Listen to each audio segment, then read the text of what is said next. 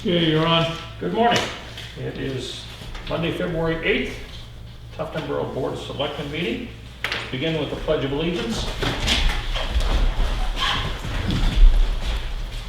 Pledge allegiance to the flag of the United States of America and to the republic for which it stands, one nation, under God, indivisible, with liberty and justice for all.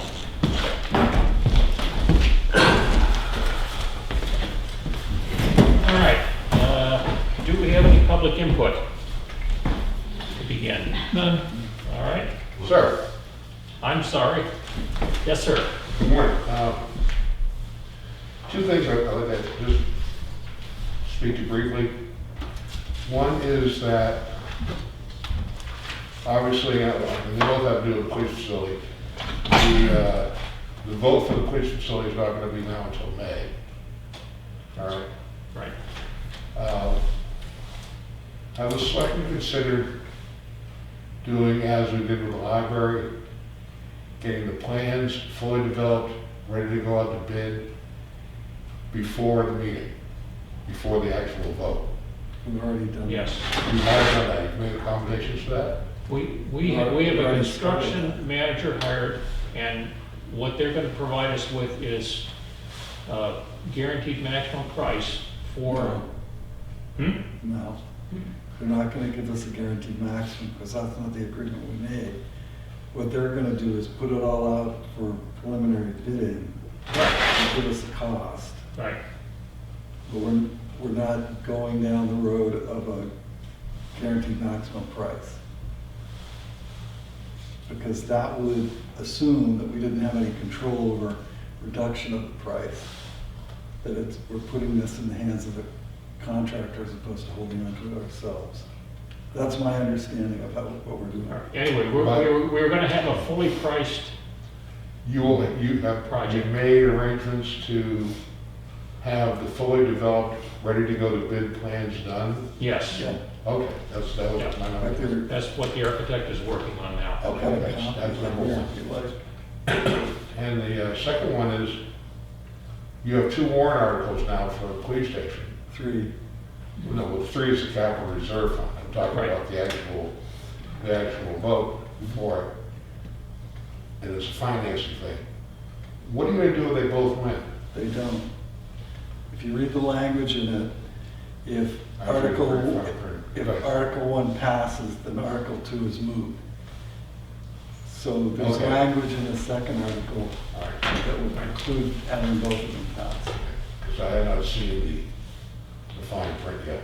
You should have gotten it. Well, I was looking, I haven't got the paperwork, I was Okay, looking. because you should be have the copies, I hope. Well, hopefully before tomorrow night. Well, I was told that they had gotten a copy, the budget committee had all gotten copies I believe Diane sent it to her Friday. last week. Okay, so I'll pick them up and wait.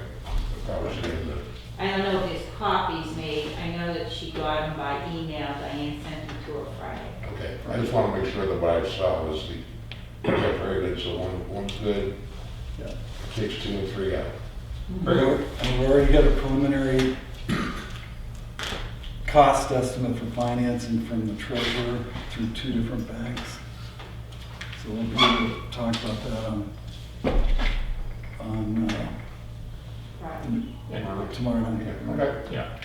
And Friday morning is a bond hearing. Hey, don't forget to run. I'm sorry? Don't forget to have it. No, Yeah. no. Well, right. That's all the questions I had, thank you. All right. Let's move on to approval of minutes. First is regular meeting minutes from Monday, February 1st. I'll move approval. And I'll second. All those in favor? Aye. Opposed? Next is non-public minutes from Monday, February 1st. I'll move approval. I'll second. All those in favor? Aye. Aye.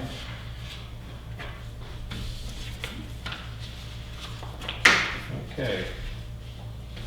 Moving right along.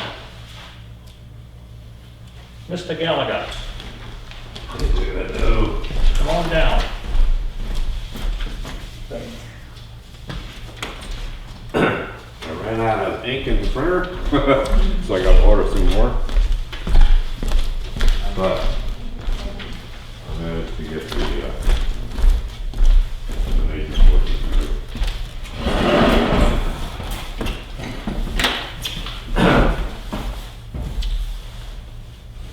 Monthly totals for January were 9 compactors, 8 CD containers, and 3 plastic containers.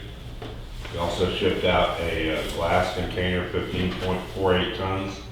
The price has gone up for the crush from $35 to $40 a ton. So the cost for the haul was $148, and the cost for crushing is going to be $619.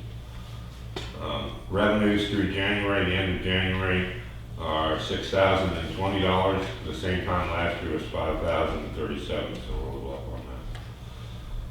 on that. General info items. Annual service is all done for all the machines. Everything's good there, and the equipment is good. 2021 budget is good through the Selectmen and the Budget Committee. Landfill monitoring contract has that been done. The maintenance buildings budget is done.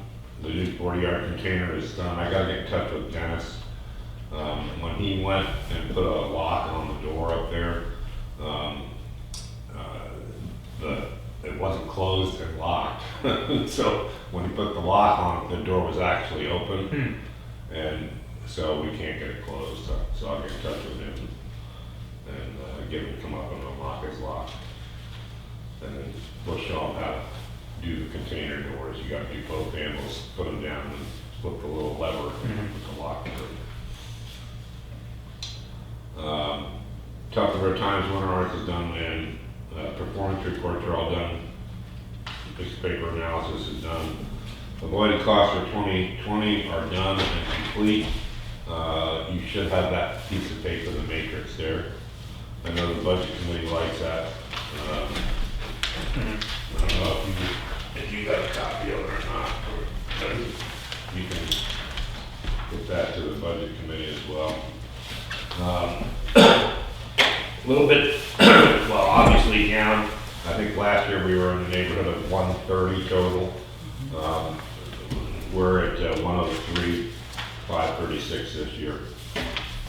A lot of that has to do with the fact that when we were down during the pandemic and we were taking cardboard and putting cardboard in the construction debris, obviously we weren't collecting any revenue for that, and we were losing revenue from that. So that went on for probably in the neighborhood of 15 to 18 containers in time. So.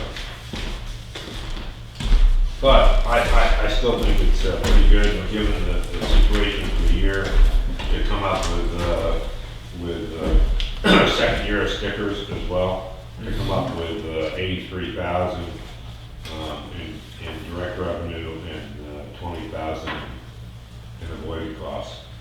Still a pretty good total. Completed the tax book summary. I've got that in to Kathy. You have that right, Kathy? You got the tax book, I mean the town meeting book Oh, yes. summary. And Maybe notice when you said tax book. yeah, I'm sorry. And it's also the information from NRA that usually goes into that report. I have the annual facility report done, and I'll be emailing that into DES. It's 5 pages, and that was one of the things I did not get a chance to print out fully, but I got everything but the cover page. That's it's similar to our landfill report. Yep. But it's for our annual facility report for DES. That is all done, complete, and I will be emailing that in and giving Dawn a copy of that. Kathy helped me with that, getting I don't have the capability on my machine to get 5 different pages and put it in one document. I don't know how to do that, so got help with that, send it to me, and it's all set to send to DES. So that's complete. The annual training requirements for all of our employees are done, with the exception of Chris, and we'll set him up a training program as soon as I get him paired up with Carrie. And you know, that's dependent upon when the next class they will offer for initial training to start. Because he can't do any training until he does the initial training, otherwise it won't count. So, but he'll get plenty of on the job done.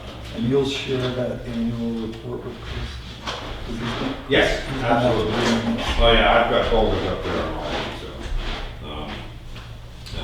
and I will share that with you. And I will give him a list, I have a list of, all the, well, most of the paperwork requirements, and about when it comes due during the year, so he can get leave turn and stuff.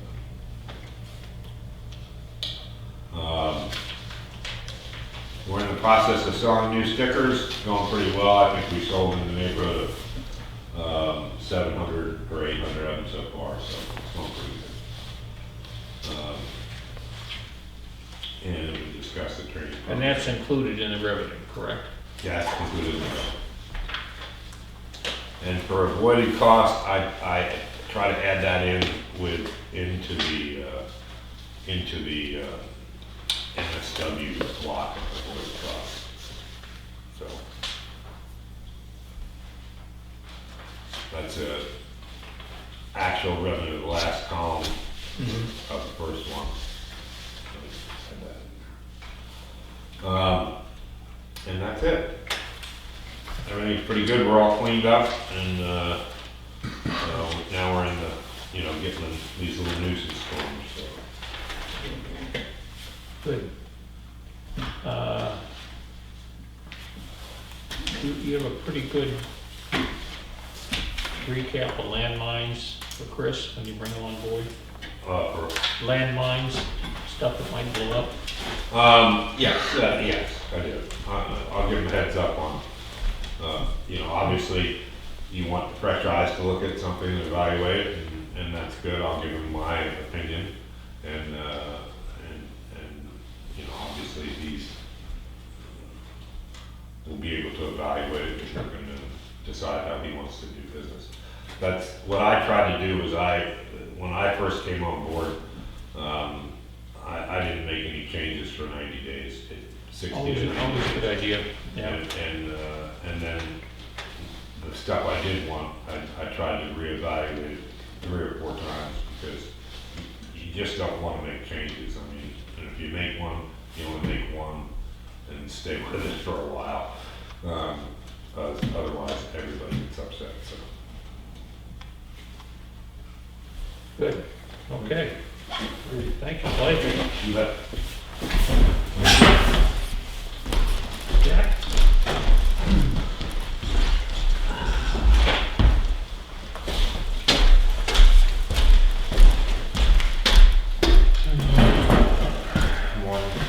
Good morning. So we have 12 building permits, 3 new houses, I've done 52 inspections. The ash motor and the pellet oil in this building here failed, but they're going to. There should be no cost for the fix. So what happens between now and when they fix it? I mean, do you have to come over here? I reprogrammed it, and the ash motor shut off so it doesn't try to turn on. And I shovel the ashes out the bottom of the burner, and it's good for 2 or 3 weeks like that. So just wait. So it's gonna require increased maintenance until they get here to fix it. Yeah, not a lot, just a little bit, but it's not too bad. Okay? All right, and the thermostat seems to be working okay, so. Yeah. Nice and toasty when we come in, thank you. Yep.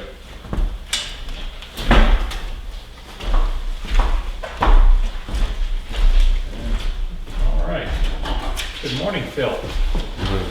How are you? I'm good, thanks. Great. Come on down.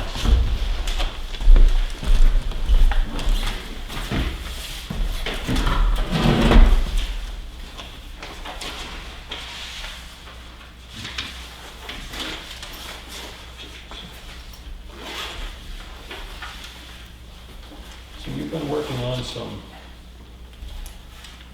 tweaks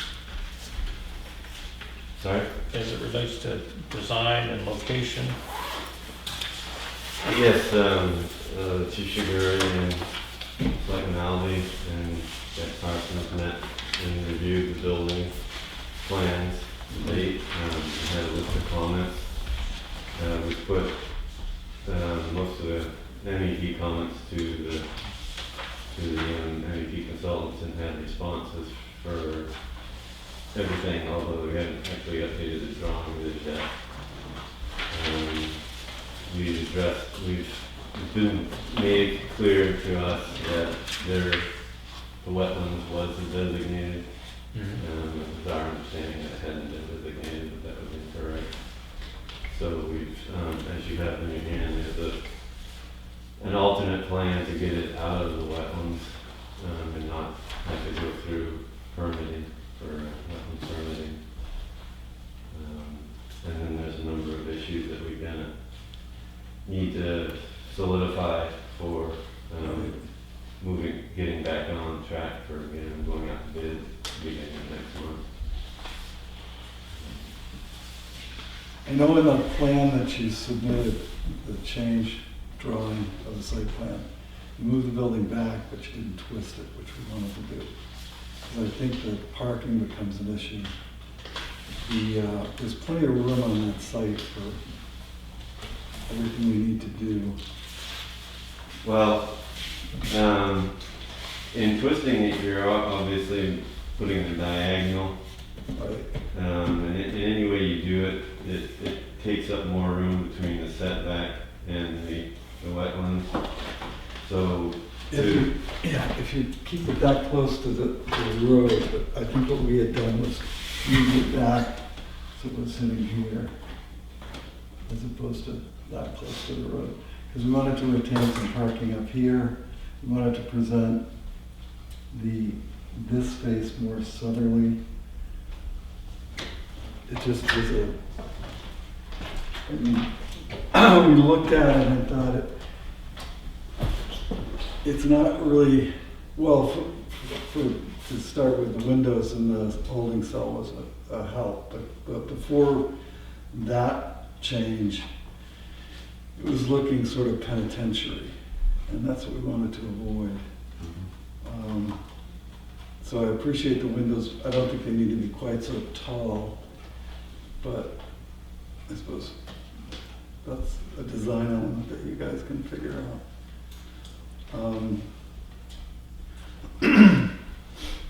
So we were still thinking of twisting it a bit and avoiding that wetland.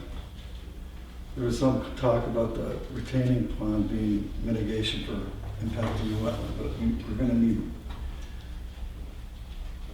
a retention pond no matter what because of the short surface that we're building. Well, the test pit suggested that the soil, the conditions are good for soaking in. So they did the test pit? They did the test pits last week, and he's finalizing the design of the septic system, and he hasn't got back to me on the retention pond, but I think we were hoping that we could do away with the retention pond and just do potentially a dry well or something to that effect. He hasn't confirmed that, but he did say the conditions were relatively good, so that is a possibility. Mm-hmm. I would just point out in that if we're moving it back, we're also moving it south because of the setback, obviously. Right. So the wetlands do kind of go a little bit further south, so it does help. But then by twisting it, you're bringing the driveway around further into the site. So I'm not sure. Well, we can certainly look at it. Yeah, I mean, take a look. If it doesn't work, it doesn't work. I just, I'm not married, and I don't think any of the three of us that met the other day are married to the idea of having it face the road for any particular reason. So if we can make it a little more user-friendly, it'd be Right. helpful, but And the more important issues were inside, I think, than outside. And I think I did send you a quick mock-up of the comments that I had sent. And the only alteration that I was thinking that we probably could make would be to continue this like that. This area is too small. So if we continue this like that, move this the same amount of distance over. So we're just moving the actual bathroom this way and increasing the printer copying Yeah. area. So that was my only thought was right there, and that might be freeing up this wall more. The reason I moved the door into the middle was to create a longer wall for storage, because it's record storage, and we're eating up 3 feet of it right there. So that was my only point, as far as that was concerned. Right, I mean, we have to have to bear in mind that we need clearance for ADA requirements. So if you need a 1.5 foot clear from the edge of the door, from the direction that the door is opening into. So I can certainly have another look at it. I'm not sure. I just want to pick up as much storage space in the Understood. records as possible, make a little larger area for the copying. And the rest of the change, and look at the windows in the holding cell area as being more transom window and less. I think you put 2 foot windows in there, and I'm not sure. Yeah, it was close to that, yeah. Yeah. The intention was for light and to break the wall up a bit. So, I mean, there's no reason for people to be in there and not have any sort of exterior light coming in. It's not. Right, we had windows earlier on, and the chief thought that might be a security issue, so they came out. But Yeah, I don't know where the security issue comes from, but because there's no window in the holding cell, and they're only in the interviewing areas. So, I mean, that's another internal concern I have, which has nothing to do with you, is that the chief is the only one who's reviewed these plans, and I'm a little pissed off about that, because I directed him back in the summer to bring his team together and review the plans. It's not that hard to do. He's got people that have been in law enforcement a long time and who work every day. So having their input into this would have been helpful. Certainly yourself and Mr. Parsons having you review it earlier would have, but I understand he did speak to his staff. I got a number of comments back at various points of things that they were concerned about, but Okay. certainly. Well, maybe it's miscommunication. That's what I heard on Friday. Back to the orientation of the building. I guess my feeling is that if there's a good reason for it not to be parallel to the road or perpendicular to the road, then maybe. But having it at an odd angle just to have it at an odd angle, it's... Yeah, it wasn't quite so capricious as that. We were trying to pick up a little more Right. front end parking. Right. And Well, on the other hand, as depicted here, we've got 4 spots, right? yeah. How many visitors do we anticipate having at the police department?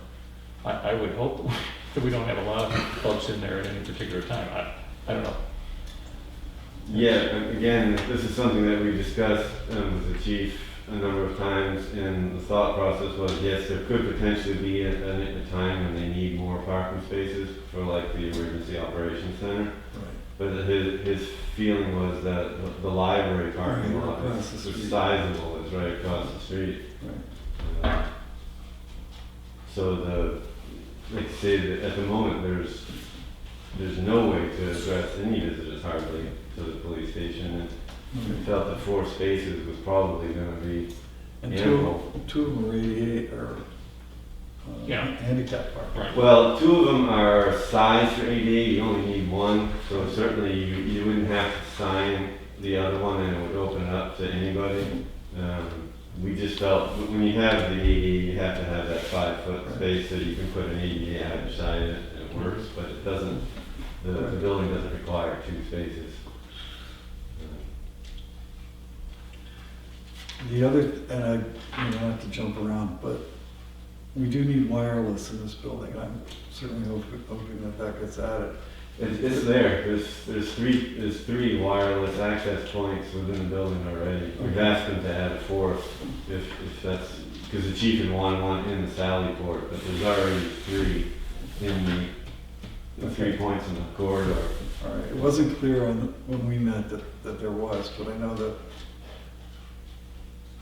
you know, an attorney coming in to represent their client in the holding cell area is not going to want to use the hardwired system of the police department for whatever computer needs they have. They're going to want to have some sort of privacy.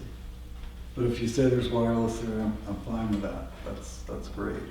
Yeah, so at the moment they're located at the 3 ends of the hall, and the chief had asked for one. And no interference from the steel stud work. Well, I don't think it's going to end up being steel stud. The CM has questioned whether they don't typically do steel stud for exterior walls, only for interior partitions, and that was primarily the reason why we put steel stud in there. Was there's been commentary that that's more cost effective on commercial, but in their mind, going back to 2x on the exterior wall and keeping just steel stud for interior partitions. It may give us more surety on the pricing. I mean, I know lumber pricing right now is Yeah, crazy. yeah. I don't know. 2x have gone up about 4-fold at the moment. You know, I don't know if metal stud work is more stable price-wise. I couldn't answer that definitively. Certainly last year, the prices of steel had gone up, and I'm not aware of them coming back down. Yeah, it Some just seems as materials though have steel goes up in a trajectory, not in some sort of great spike like the lumber prices have certainly done. Anyway, we'll keep an eye on this. The addition of the man door into the garage area was great. The change up of the restrooms was what we were looking for, and it gives us a little more lobby space. I think your note about a security interest in that hallway area out of the lobby into the police station central is addressed by moving that restroom forward a bit and increasing the copier printer space. The other major issue that came down was heat. And what generated a lot of that, Phil, I want to be honest with you, is the pricing that we were given. And editorially, I'm going to say, I'm more interested in getting the building built right and livable and workable for 50 years than I am getting it built in 2021. That's my motivation. And I think, I mean, Selectman Markson can certainly correct it, but I would think that's all of our major consideration. I mean, we're building a 50-year building, we need it to be appropriate. And when we get information from Center Harbor that they're bringing in space heaters, I'm not going to allow, or I'm not going to vote for building a 4,500 square foot police station that we got to heat with space heaters on occasion. It just doesn't make sense to me. Well, I obviously can't comment on it. We don't know what's in the Center Harbor facility. I think I mentioned in the response from the engineers that their feeling is that this building will perform between 72 and 75 down to, I don't remember what he said, negative 15 or so. And that's going to be the bulk of the use. And to put in a gas boiler for that, if you were to if you were to leave this, the electrical system as it is, that 35,000 would be a complete add, you're talking about a 35,000 add-on for the boiler and baseboard system. And you're not gonna have a significant reduction in the for the air conditioning system, because the ductwork is still there. The heat pumps are still there, they're not as expensive, but it's a relatively small savings to go to just AC on those heat pumps. So we discussed the commentary about, well, if the building, if it's down to -20 or whatever, then potentially that we might get a bit cooler in there. And the suggestion was that a more cost-effective solution would be to have electric baseboard in the rooms around the perimeter that might have it. And the chances are that that's not going to be used most of the time, and the extra electrical usage for it is going to be a fairly insignificant add-on to the running costs. They mentioned about a $500 per unit per room. It would only have to be on rooms around the perimeter of the building that feel the heat loss would be a potential issue.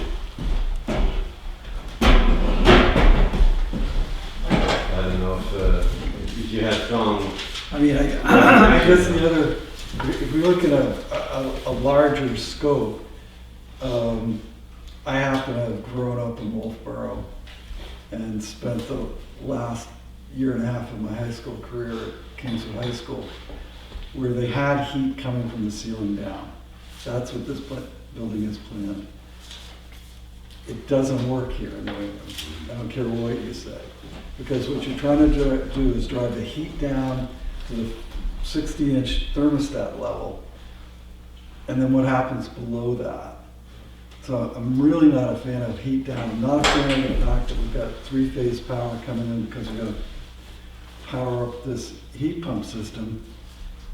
All of these things drive the cost. I mean, a three-phase generator, propane generator to power this building has got to be $5,000 to $10,000 more than a generator that would not have to power those heat pumps.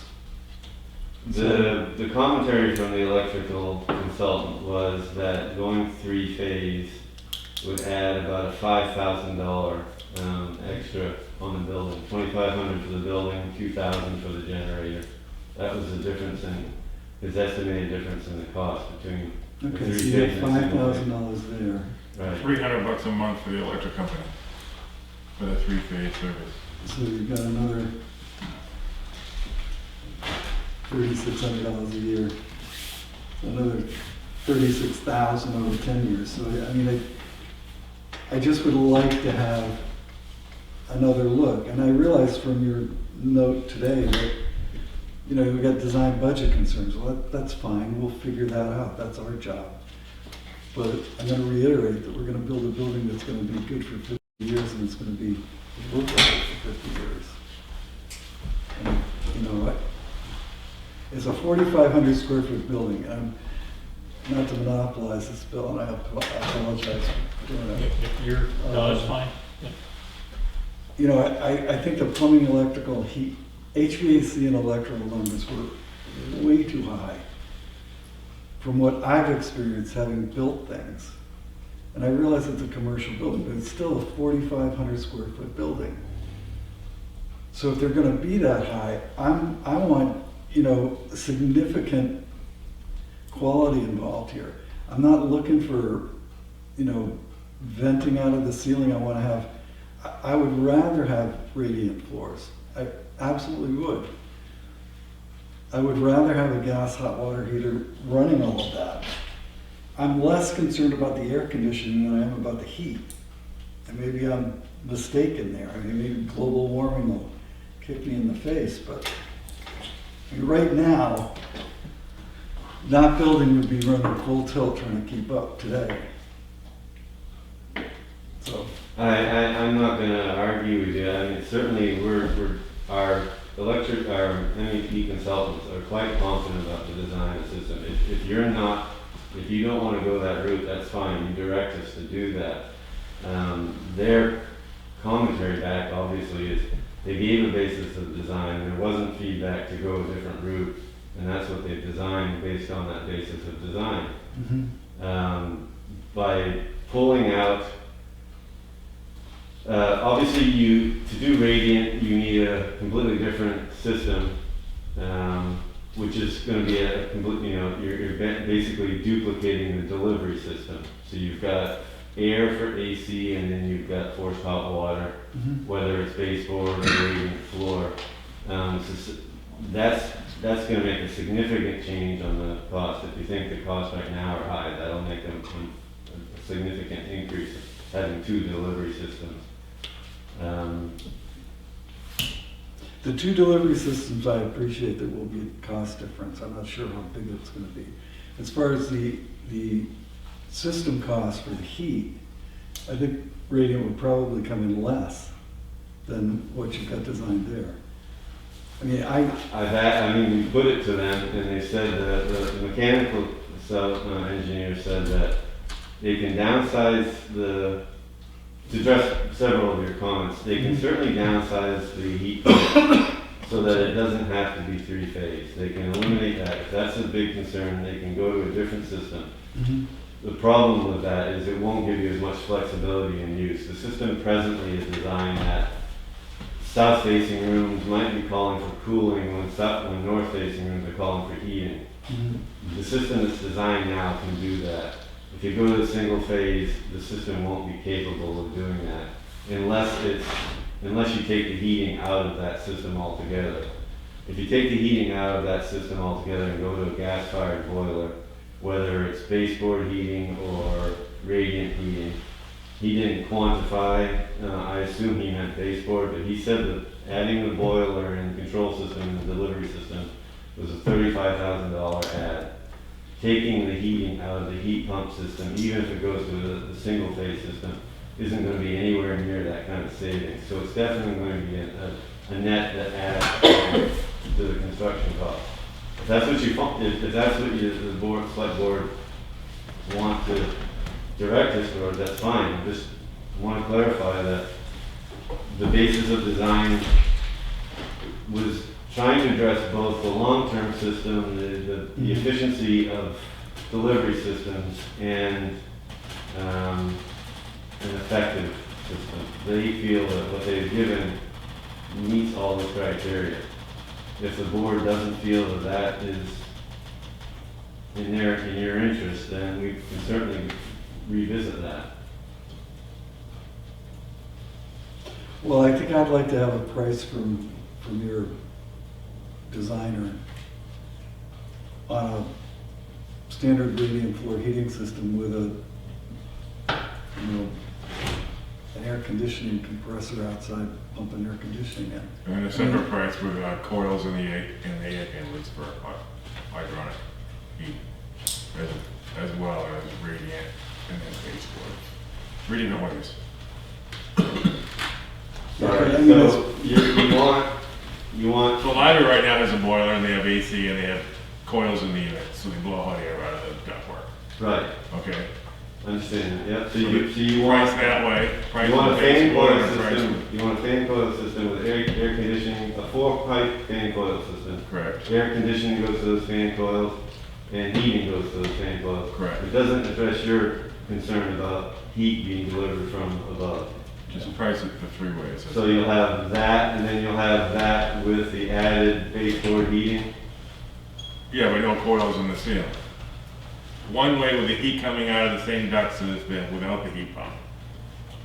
Or Right. AC coils and heat coils. So Then baseboard and then radiant, but all with air conditioning.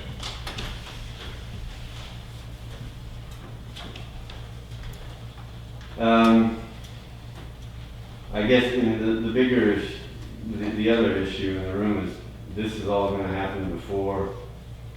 We can certainly push the bid out. We've got that wiggle room between the end of March and May 15th. Right. We can push the bid out a bit further. I think we probably can still do the bid process before May 15th, but I am concerned that we've got a lot of work at the moment. Well, you've got the bulk of it done, you know, we're not changing the envelope. We're changing some interior partitions, adding some windows. So it's basically the systems that we're dealing with. I mean, I don't think there was anything else. Other than, you know, things like, we need to landscape, the chief has got to get his act together and get some furnishings and fixtures figured out. I'm gonna require an extra PVC pipe from the road to the building so that when broadband comes, we've got someplace to put it, and another one going out the back, so that if we ever go to a solar panel system or a solar array out back, we've got something to wire it into the building without blowing a hole in it. So just little things like that. Parking lot lighting, I don't think is in your program. No, they've been instructed to add that in, we just haven't got updated drawings, so I told them to hold off. We're basically suggesting a fairly expansive redesign. Or, Well, for the MEP systems in general. oh, for the heating and cooling, right, but that's not redesigning the building. No, it's not redesigning the building, but the MEP systems obviously are all tied together. So if we change mechanical, we are changing electrical. Sure. So I've instructed them not to continue down the path they were going until we know for sure what the path is. But I think we've got time between now and May 15th to make that all happen. Although we still want to go out to bid first, right? We do. Yes. So you take a month out of that. straight away. Only for those two items though. Only for HVAC and electrical. So if you've got, and those, you can separate those from the building process and the excavation and the septic system and the siding and roofing and the windows and everything else. All that shit can go out to bid, because we haven't changed anything in the envelope. I'll discuss that with the CM. I suspect that they're gonna wanna go out to bid with all the packages at once. But I can certainly discuss that with them. Yeah, in a perfect world, that would work wonderfully, but we're not living in a perfect world currently. And you know, he's gonna, whatever happens as far as the preliminary bidding concerned is for pricing purposes. Is that what we're talking about? We're talking about awarding bids once the... The bidding process that he will do next will be effectively contractual bids. Okay. So that when you go to the town vote, if it gets approved, you can, the day after vote, you could mobilize and start building. Okay, all right. So, and obviously there's gonna be a limit to how long they're gonna hold those bids, especially right now where prices are going up significantly daily. Well, I don't think there's going to be any need for him to hold anything past May 15th. Because once the vote happens, we'll Then we'll go. we'll have made all of our decisions by then. Right, I mean, yeah. So it's how probably- how far before May 15th can they price it and still hold it through when we sign a contract, okay? Yeah. In other words, if they, I think what you're saying is if they price it next month, then 2 months down the road, they may be a little about holding Well, I prices. think if it, actually by moving it closer to the vote will help. Right. Because I'd be surprised if anybody's gonna be willing to hold it more than 60 or 90 days might be a bit of a stretch. 60 days might be feasible. And by moving the bid process closer to the vote, that helps. But again, I need to run it, I'll have to discuss it with Bob Hill. They may not have a problem bidding it in sections. Right. But it would make sense to really, if you're gonna bid some of it in mid-March or early April, then it makes more, in my mind, it makes sense to do everything at once, so, because obviously, the closer, as I said, the closer to the vote, the longer you're gonna have wiggle room after the vote for holding the contract prices. Well, my assumption, and correct me if I'm wrong, because I make assumptions from time to time, is that this is all involved in a CAD program that you've got stuck in your office somewhere. So when we ask you to change a system, like the heating system, you have the design capability to get that done in, I don't know, a week? I mean, Well, there's two, I mean, for our part, the architectural is not gonna change much, so, you know, the layout, you can change, finalize that's not a big, it's, the MEP, they'll have to redesign based on the So they versions. they do their design on their end. They do their drawings, right, and basically they're gonna have, obviously the plumbing's not gonna change much, but the mechanical and electrical, will, if you go to a different system, they're gonna basically be pulling stuff out of the drawings and redoing it after you've done the design work. All right. So, and I hate to say it, but if we've kind of pulled out of their schedule at the moment, holding off, getting back into the schedule. Everybody's extremely busy, so they can't sit around and wait and move on to other stuff. I don't anticipate this being an issue. They'll jump onto it. I just say it's a lot more work for them than it is for us. Right. Well, with respect to the heating and ventilation, and we want it to be a comfortable, efficient space for people. Now, I have worked with ceiling HVAC systems in commercial buildings in the upper Midwest. It's as cold as here for many years. I'm not saying it's ideal, but it's not necessarily problematic. There's no question that I think that radiant floor heat is extremely comfortable to work with. It's, you know, what you're doing when you go to a radiant system is you're adding something beyond. If you're going to have air conditioning, we're going to have air conditioning. You already have a duct work and distribution involved. You're adding a separate system for the heat, which is fine, but it is another system. You've identified 3 alternatives, Jack, is that right? Yeah. That you wanted to look at. So I think if we can get an idea of the impact of that quickly, then this board will be in a position to say, we're going to pick this one out, we're going to go there and minimize the amount of holding time between now and when we go forward with finishing the MEP design. I would caution on the prices that the MEP guys can give you will not be wholly accurate. There's going to be more of a difference in scope of price as opposed to, because I don't think we have time to have them design 3 systems and have the CM send out the 3 actual prices. That's really pushing the envelope a little bit.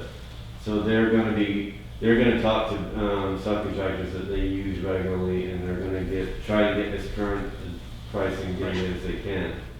But it won't be a guaranteed number. But let's say we have those 3 numbers by the 1st of March or middle of March. That still gives you plenty of time, I think, to get if we don't sit on our hands. and we You're actually- thinking way longer than I am to get a number to move forward with. I want to keep this process going. We got to do it right. Yeah, I'm just thinking But if how Phil says long realistically are we talking about from today to getting us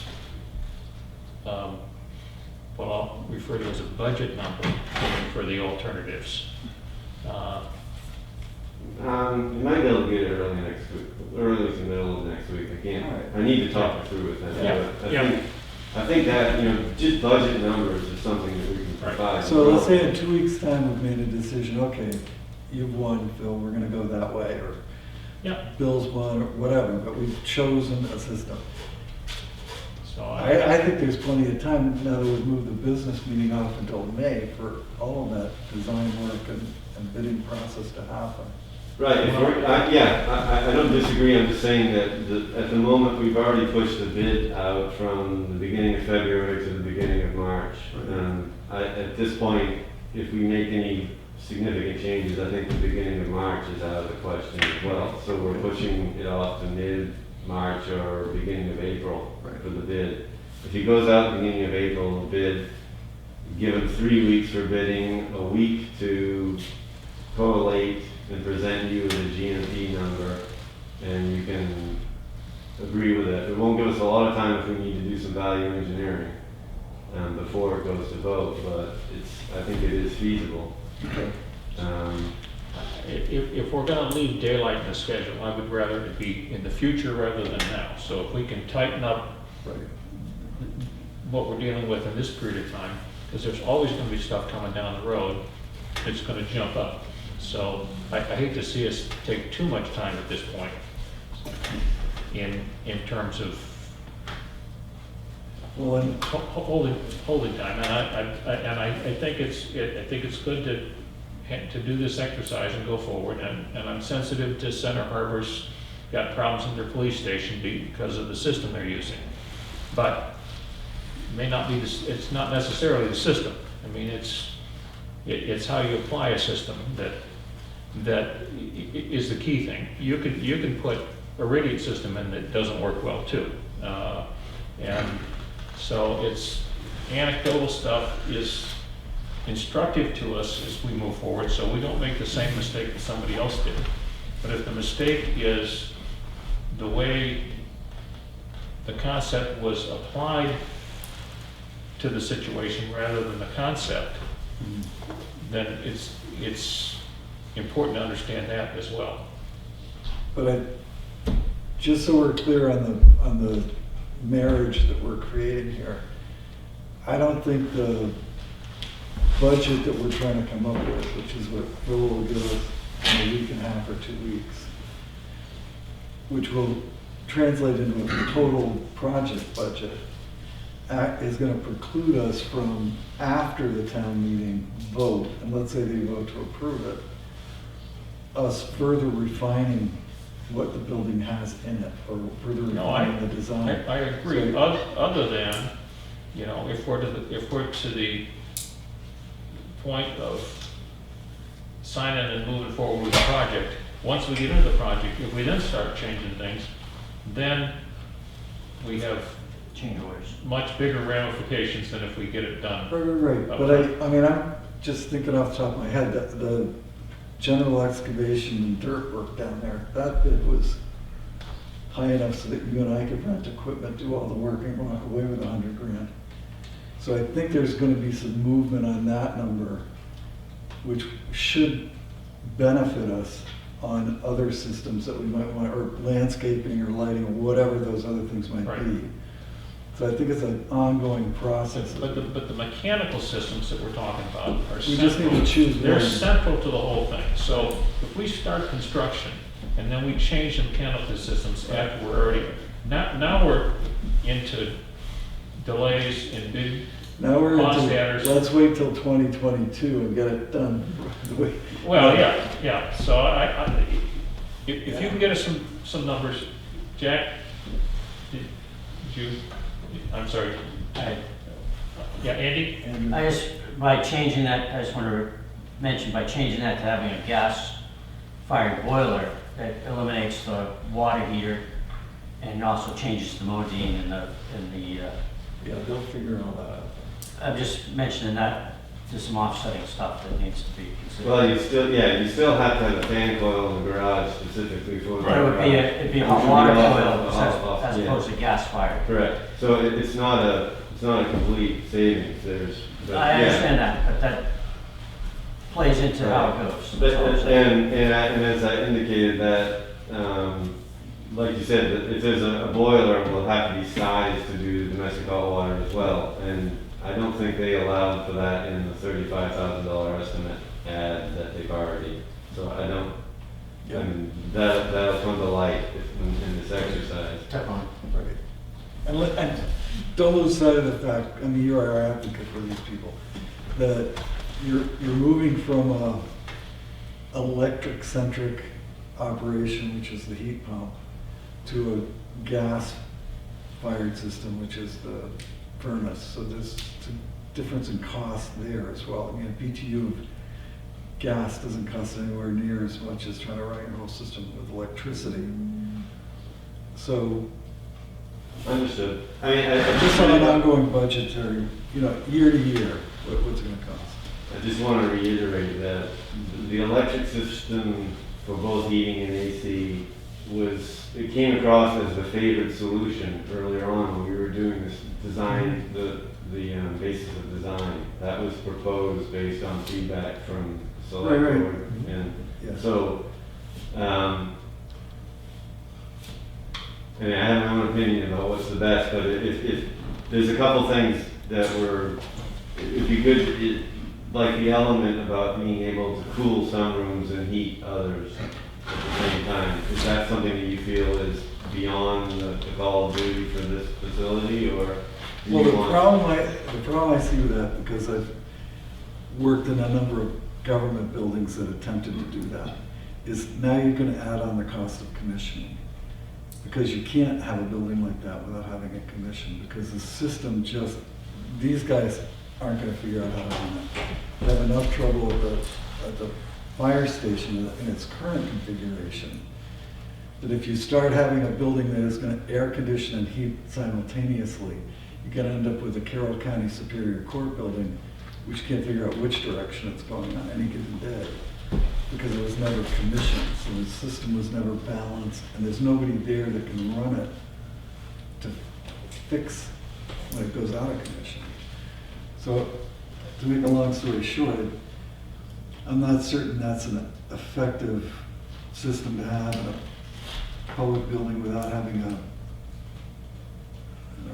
who do you train to run the thing? You're not gonna train the chief, he's not trainable in heating and air conditioning, nor am I. You can do that with heat coils and AC though. Yeah. It's hard to do with heat pumps. Admittedly, it is. You can't do it outside an office, you can't do it. Right. But you can do it with coils and AC. I will talk, I mean, we've had experience going from fully electric to, or vice versa, having the fan coils with a boiler and AC system. And our experience has been that the fan coil, 4-pipe fan coil is one of the most expensive systems. But certainly that'll all come out with the engineers. Yeah, I mean, think of this as the last revisit of it, and it was gonna inevitably happen that this meeting, would have been nice to have it a year ago, but you didn't have your plans done a year ago. So it finally happened, and this is what you're looking at. I don't think any of the three of us were being critical of your firm or its efforts. We just picked up things that we needed to have answered. And heat electricity, or the heat and HVAC was the major one. We're having these questions, I'm sure some other people that'll be voting on it will have the same, that we need to probably have answered. Right. Have answers for it anyways, even if we stay the path we're going, at least we have the answers of what these other options would involve. So somebody else is gonna raise it. Okay. All right, so we know what the next step is now, right? We do. So we've identified we're gonna look at 3 alternatives with respect to HVAC. And the other things are all on track. And take it. One other thing in there, can they replace that one vacant heat pump to 2 smaller ones and get rid of the 3-phase? Well, yeah, I said that they can, if we've accepted that we're not gonna have that fully electric AC heating and the ability to cool some rooms and heat others, if that's not even in the equation, then they can go to a simpler, single phase. Because it'll lessen the price of the. Fully electric and system, it'll or lessen the single cost. phase, it just won't have as much controllability. And that'll be, so in my mind, what we're looking at now is a single phase, fully electric heating, cooling is option 1, which is a slight revision to what we have now. Option 2 is a four pipe fan coils with a boiler and AC chiller. And then fan coils for just AC, and the boiler is doing baseboard or radiant. Or radiant, yeah. Or radiant. And then obviously that boiler will be sized to take domestic hot water as well. Right. And if we go fully electric, then we need to introduce a domestic hot water system that'll give the chiefs the true hot water on demand, basically. Because what he had asked for, what was allowed for before, was like a 50-gallon electric tank, and there's no way that would keep up with washing a car. Right. So, I think we've got it. And you're Why do we need more than a 50-gallon? the chief had, in the Sally Port garage, we Yeah. have, they want the ability to wash the cars. I think It's I don't know. tempered water, so it's not strictly hot, you just it temper doesn't, it doesn't have it. to be scorching hot to do it. Yeah, they just temper it, so. Yeah. Well, yeah, I mean, just a smaller system could deal, you know, it might be giving you 70, 75 degree water. It's That's not fine. gonna be the 90 degree water. If you want that sort of what we would consider hot water, then you're gonna have to have a something more sizable heating system for the water. They just need hot water for hand washing and shower, but the rest of it's just Right. tempered 75, that's all. All right. Okay. I've got a couple other things I need some guidance on. Can I, for the grant, the USDA grant, we need to do the environmental report. Okay. The chief had made an effort to try it, and they're not gonna accept that. They need a qualified consultant to do it. So we've got a number from HEB Civil to Mhm. do, for 3,000 to do the environmental report. Okay. Can we instruct them to go ahead? Yes. Yeah. That's my opinion. Yeah, I think Yeah. we already Yeah, had let's- talked about it at one point in time. Okay. Yep. We also have a number for the wetlands, but we'll review the layout and site and see if we can avoid that altogether. Yeah. The septic is already in our contract.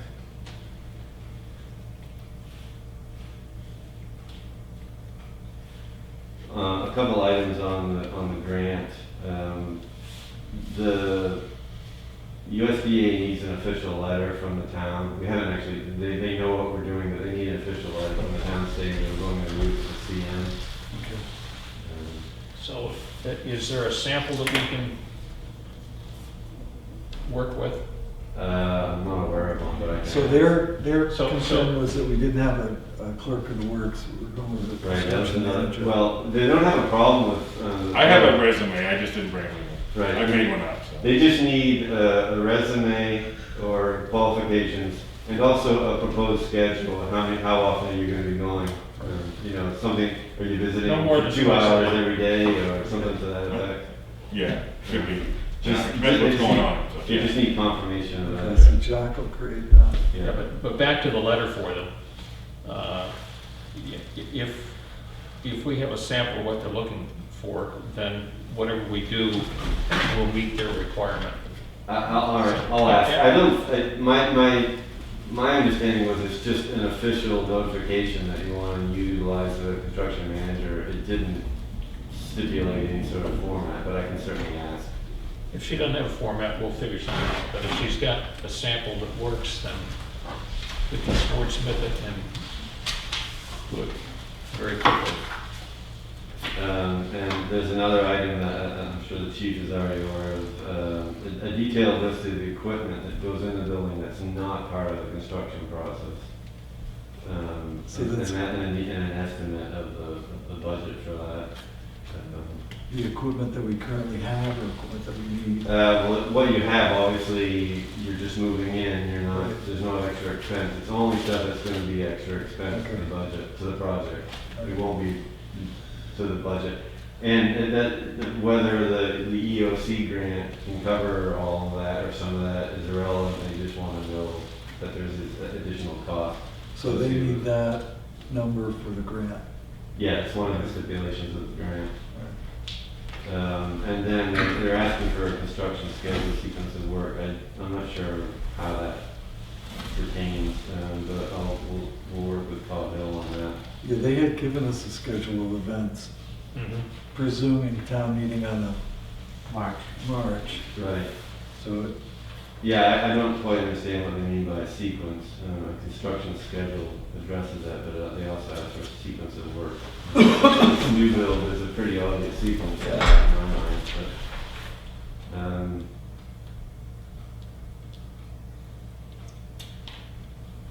They asked for a letter from OEP, which is now OSI, which I got them.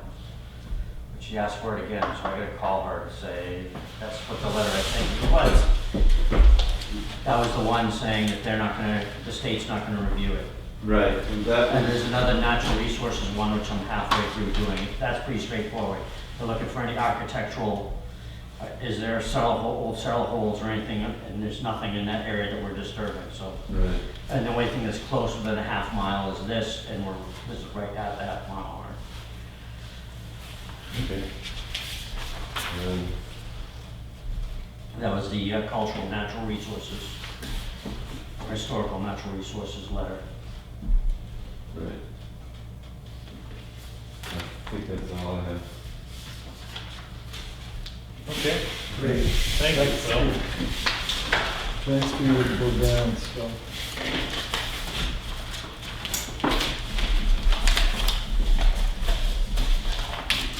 Anything else on that subject? So do you want me to go back on for the 22nd to bring back the bid, or that's our next meeting, the 22nd, unless you want that on? We have the bond as well. So, I think unless they're really confusing, we could probably figure it out without. yeah, so you'll send that, those budget numbers in. Right, I'll get a hold, I'll talk with the engineers and get a sense of when they can have it available, and I'll let you know, and then as soon as we get it, we'll pass it on. Great. And so if it's too confusing when we get it, We'll we get may it. we may want you to come back in and help us walk through it. Well, if they don't make it clear enough, I'll rewrite it, so it is. All right, All right, And don't we have a holiday coming up? Yeah, next Yes, this Monday. Monday. It's next Monday, so. Right. Okay. 22nd would be the next one. yep, I'll see if we can get it before then, yeah, I'll ask to see if we can get it before then. all right, that'd be great. Yep. Thanks. Thank you. Thanks. All right. You guys done with money today? We're done with money, we had to do, the income for 2021. Revenue. I'll review revenue. Which will give you, If you can wait 5 minutes to beat to it. All right. So I have one item in the signature file, which is a land use change tax bill for parcel 62-2-21. I'll move that we sign. And I will second. All those in favor? Aye. Aye. Opposed? All right.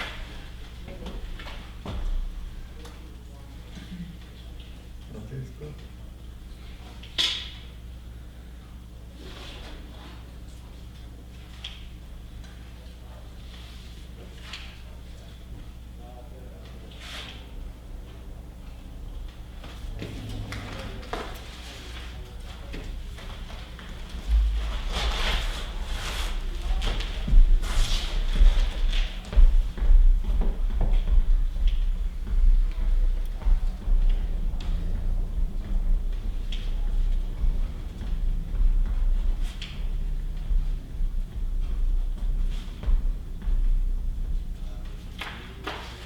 That's all we got for signature.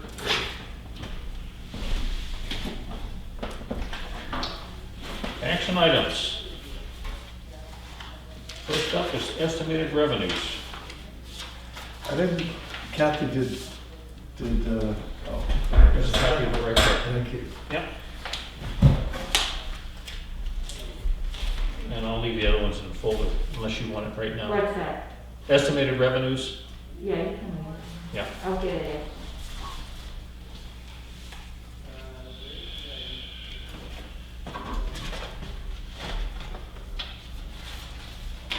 So the only thing that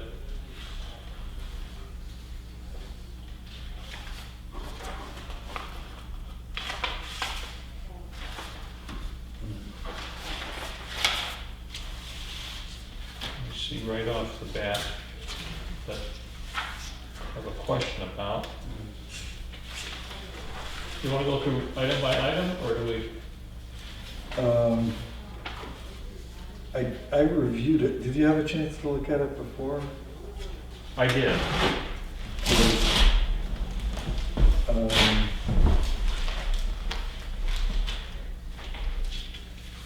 the, Gordon, would you like to see a copy? yeah, Uh, well, okay, we didn't, there's nothing on land use change. And historically, I guess we have to do it line by line, don't we? Historically, we've had some number on there. And we've had 4,000, 16, 58,000, 17, 50, and 18, 23 and 19, 6,000 and 20. So, I mean, I think we need to put a, So what's your pleasure? I think $5,000 works for me. All right. It's a guess at this point, but we know there's gonna be some, Right. unless the world changes Anything substantially. Uh,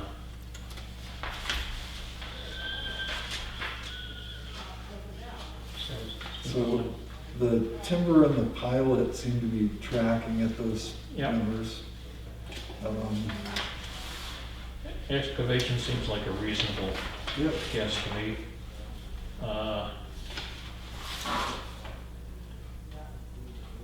Boat registration's pretty close. Yep.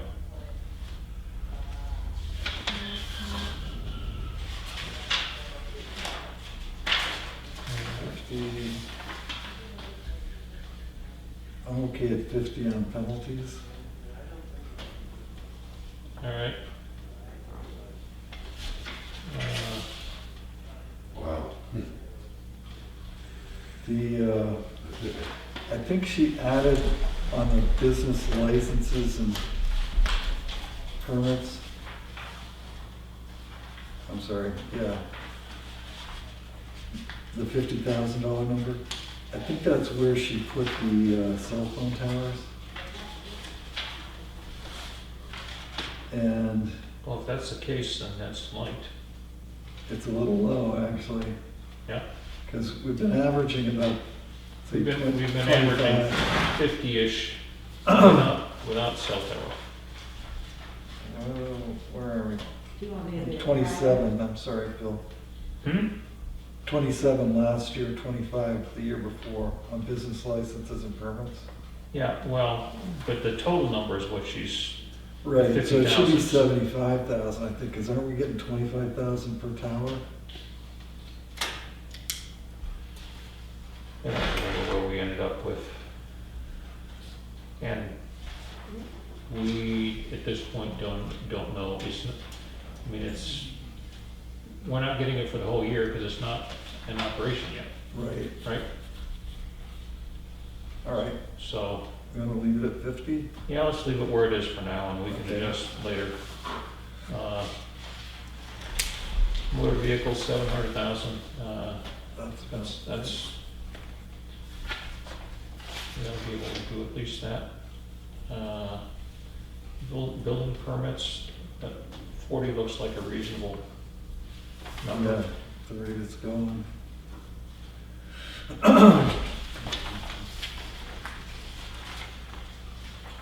Other permits and fees, $8,000, yeah.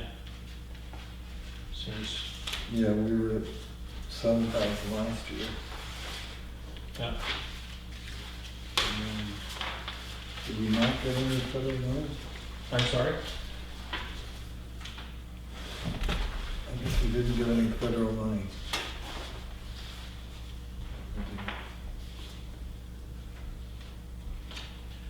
Yeah,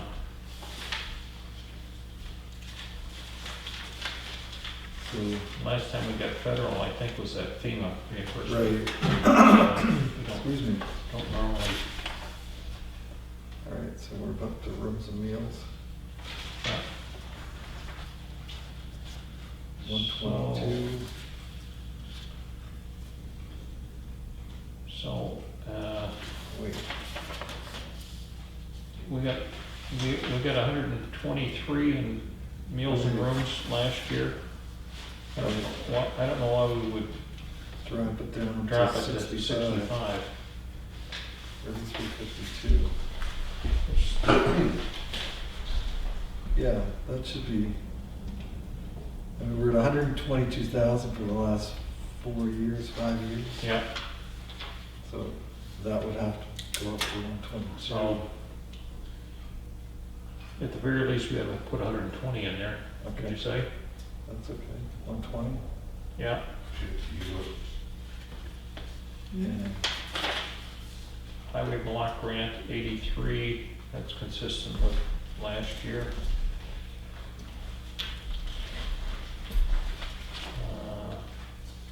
Gee. 83.2, 85. You have a question? Well, you're estimating one side 65,000 for meals and rooms. It was 123 last year. You're moving that back up to 123 in the revenue? We're increasing the revenue estimate to 120,000, which is pretty close to where it was last year on Yeah. meals and rooms. I don't know why we would put it Well, I guess it's down. where the $65,000 come from. Out of space, It came from Diane. yeah. Right. I mean, this is a number, I don't know if I accomplished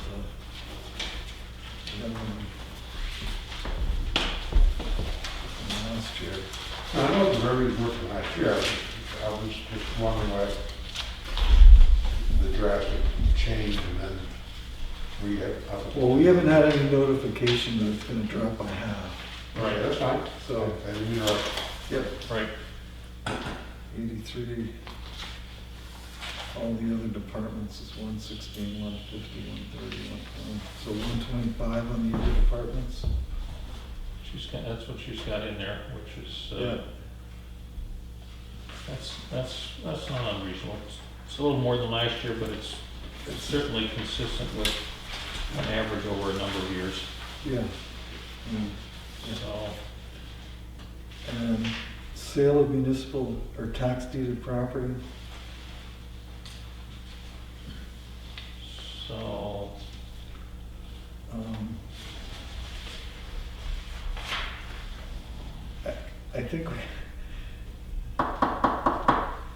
I think she's putting that Great Meadow piece that Steve is so interested in down underneath the operating budget revenues. right. So do we have any other tax deed property that we're thinking about selling? Are we gonna sell? Well, I'm always interested in selling the stuff that's Sitting around? hanging out there, but whether we do anything this year or not, Yeah, I don't I'd know. like to if we can, but do we want to? Part of it depends on how the pandemic plays out, Right. so, I say we leave it blank. yep, that works for me. We got other municipal property we're planning to sell this year? We do not, right? Nope. Uh, Interest. Now, she's got the warrant article offsets separately down below.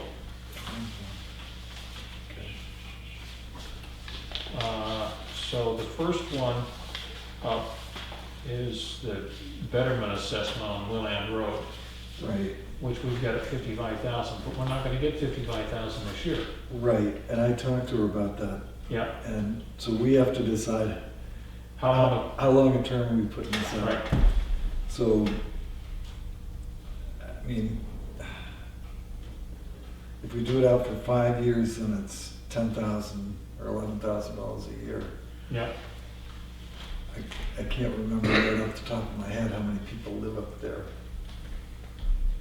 1, 2, 3, A 4, handful. 5, 6, 7. I think there's 7. And I don't know if my question was ever answered. Is the betterment assessment premised on property value, the amount of road frontage, or what? Do we have any idea? Sure, I should- So I think we have to, where we start is looking at the RSA and to what the provisions are. I mean, there's, some of the property owners have a lot more road frontage Right. and have a lot more value up there than others. So if we say everybody pays a fixed amount, that really hits the. Yeah, I don't know that we can actually do everybody pays the same. I think it has to be premised on some common factor. Right, so if it's based on assessed valuation of the property, so do we know what term we put on Zadida Farms when we did that? I don't know what you did. I'd I have to think, look it up. yeah. Well, So if we, we need to create, I guess for this exercise, we just need to figure out what we're gonna plan that's on right. collecting. So let's say 10 years for Okay. this exercise. And which would mean that we get $5,500 Okay, this year, right? right. Now, between now and when we're actually put it into place at town meeting, we have a number of questions we want to answer, including the term and, Right. you know, Okay, and so that then- whole thing. But let's change this from 55,000 to 5,500 for this year. Okay. All right, And she has that under where betterment? Yes. yeah. Yep. Okay. Do you have a copy of it there? No. It's just under subtotals, under the 1,216,000. Flip over to the front sheet that we're working on. Okay. All right. Oh, I So, see, yes, yeah. 55, so we're gonna change that to 5,500. Okay. I have the other ones listed. Yeah. Yeah. So, Maybe I do have it. I don't see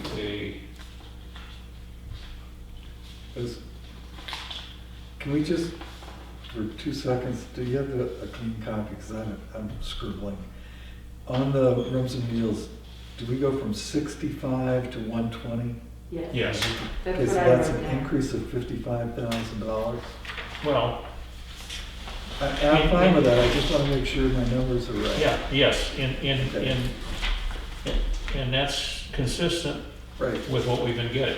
So, unless there's something that, there's some reason that she dropped it, I'm not aware that the okay. legislature. So, just so we're all moving along in the same direction, that makes the operating budget revenue offset total $1,276,400.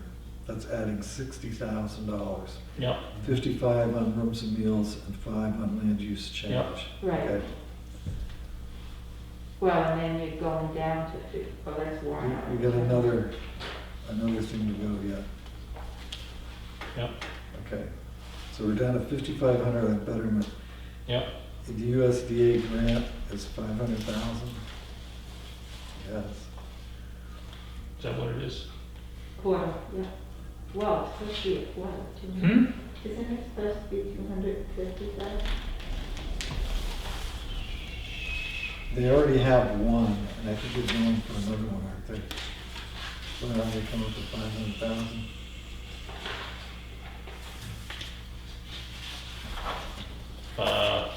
So what we've written in the warrant article is 250,000. Yeah, I don't know where she got 500,000. She's saying warrant, oh, she added warrant Added article twice. 5 and 4 together.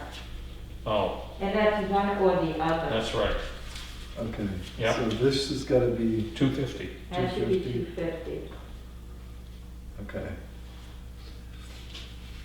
That's what I'm thinking should do. Yeah, Okay. The FEMA grant is 90, or is it 121? 90. it's 90. Because you only get 75% of the actual grant awarded. Okay, And the grant is for 120 that they applied for. okay. The milfoil bill is 17, that's going back That's in? correct, yeah. Private donor.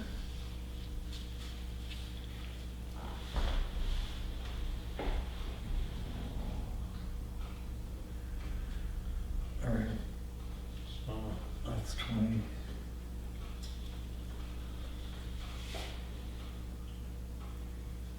I don't know where she got that number for the capital reserve fund for 4 and 5 either. Again, she must have added them together. I think it's times 2. Yeah. Yeah.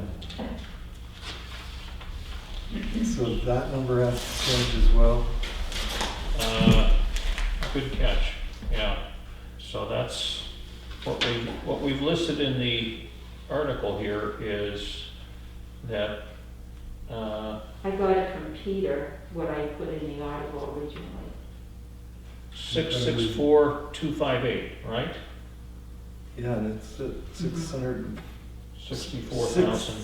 664, 258. That's what we,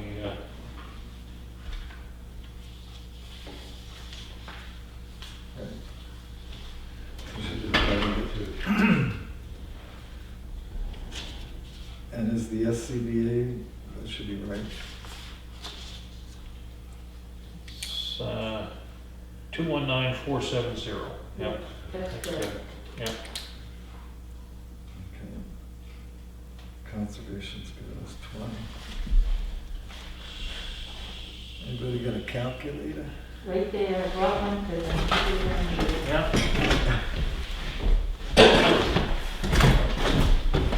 Let's go. And down further, she did the same thing with Oh, she the added two, it the again. 2 articles for the police facility. Yeah.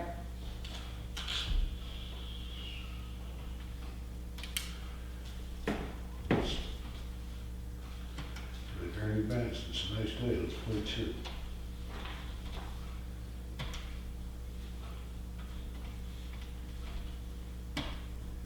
Mhm.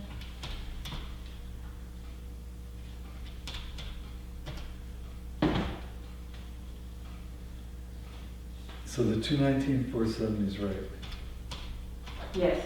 Okay. 120,000. So 1,286,000. I'll write it down. 1,286,228 plus 1,276. For something, 400. So this number, the subtotal number should be 2,562,628. Wait a minute. Right? The subtotal warrant article offset? Yeah. Oh, the warrant article offset, I'm sorry. That, That's that, $1,286,228. 228, 1,286,228, Right. okay. That's for the warrants. Now for the operating budget, you had 1,276,400. Yeah, that's what I, Right. okay. So, but now we come down below that. We got another either or, but she's got them both in there. Yeah. For. So, fund balance. $685,000 for bond and $400,000 from undesignated fund balance.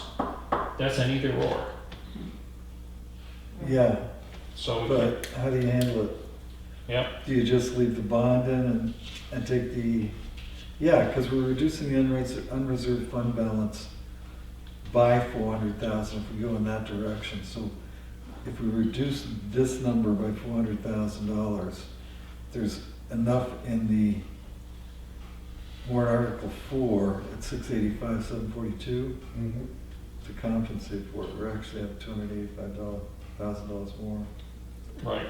So we need to reduce the subtotal by 400,000, which would bring us to 690, 742, right? Mhm. And now do we add them all together? Yep.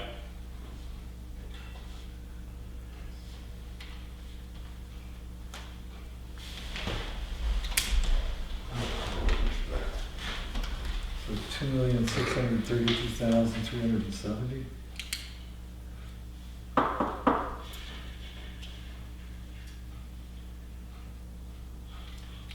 No, it's gotta be more than that. Sorry.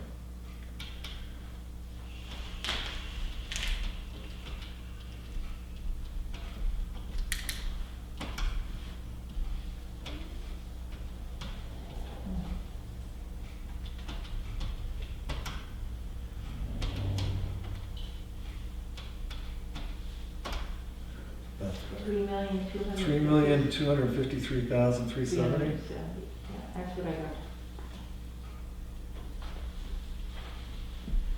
Okay. What'd you come up with? 3,253,370. 270? 370, I'm sorry, Okay. 370. Somehow I came up with What'd you come up with?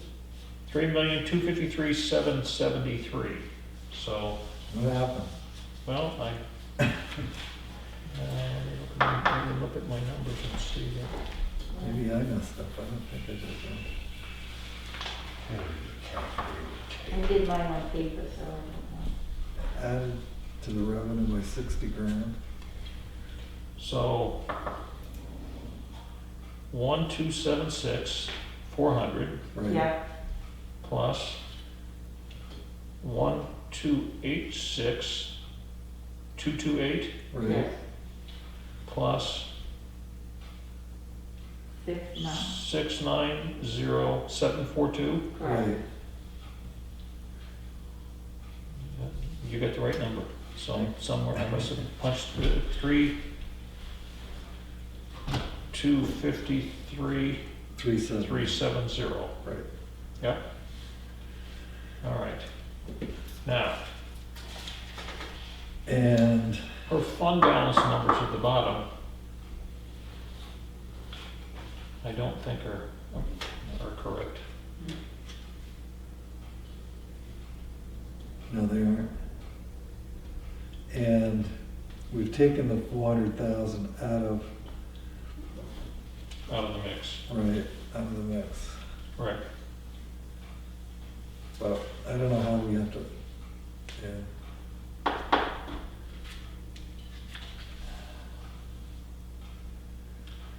So, Okay, we voted on the $5,000 from the surplus, so that's fine.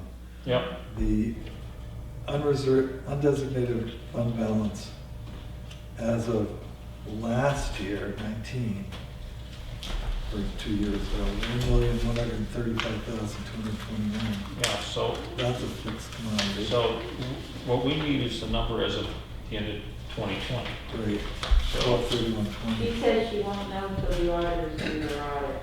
right, well, so you can't put it in there, right? I mean, All right, so let's, we're dealing the year out, so I think we just leave that off the bottom. Right. and if we're gonna do that, I think we need to remove the $400,000 voted from surplus for 2021 Right. and bring this up to, back up to 1,130,229. Yeah, right, that's what I'm saying. Well, yeah, we're gonna Okay. take that line out. All I'm saying is, we're dealing with fund balance From from a year ago. Yeah, So, and And assuming that it didn't change in a year, we're gonna take maybe $5,000 from it, so that would bring it down to $1,130,000. Right. But we know it So changes. it did change, Of course it does. because we know from the budget and the expenses that it Right, changed. yeah. So it actually inures to our benefit, because So that's why, when we do get to town meeting, if they vote that article to take the $400,000 out of that reserve, we'll be able to tell them what the reserve is. Exactly. It'll probably be around $1.4 million. so what I'm suggesting for this estimate is that we not put the number at the bottom at all on the fund balance, since we don't have a number. Just leave that off.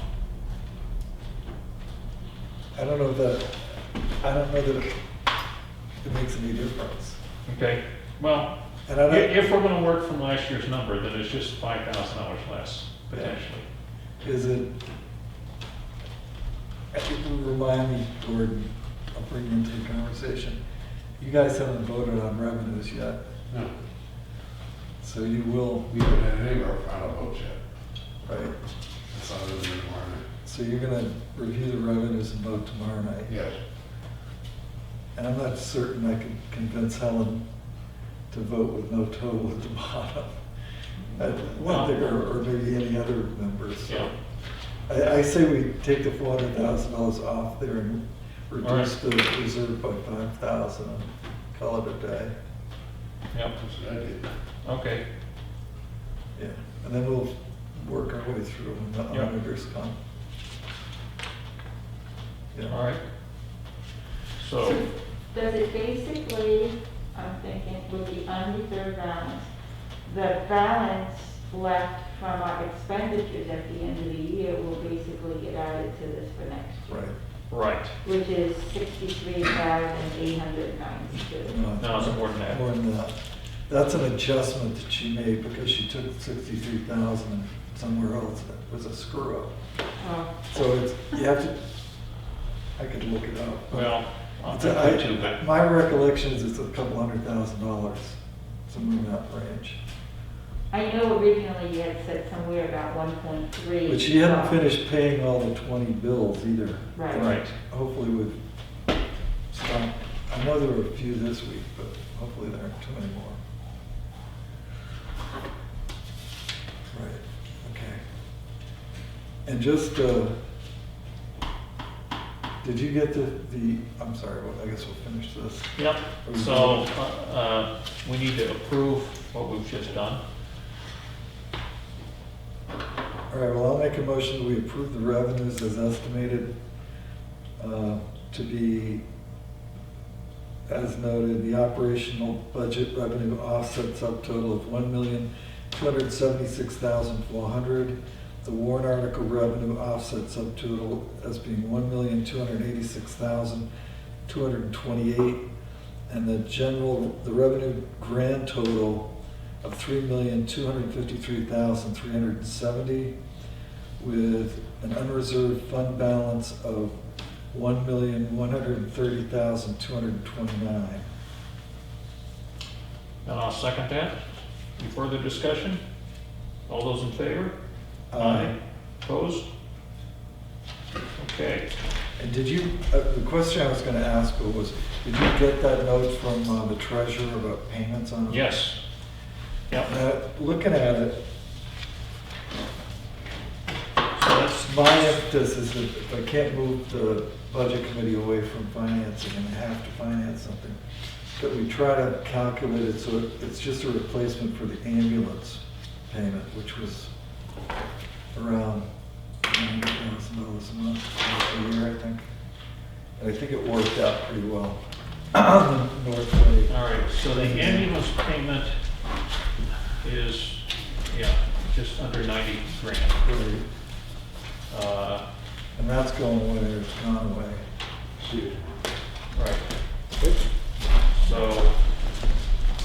and what we're looking at here, this is preliminary numbers based on $885,000 financed. a 10-year term would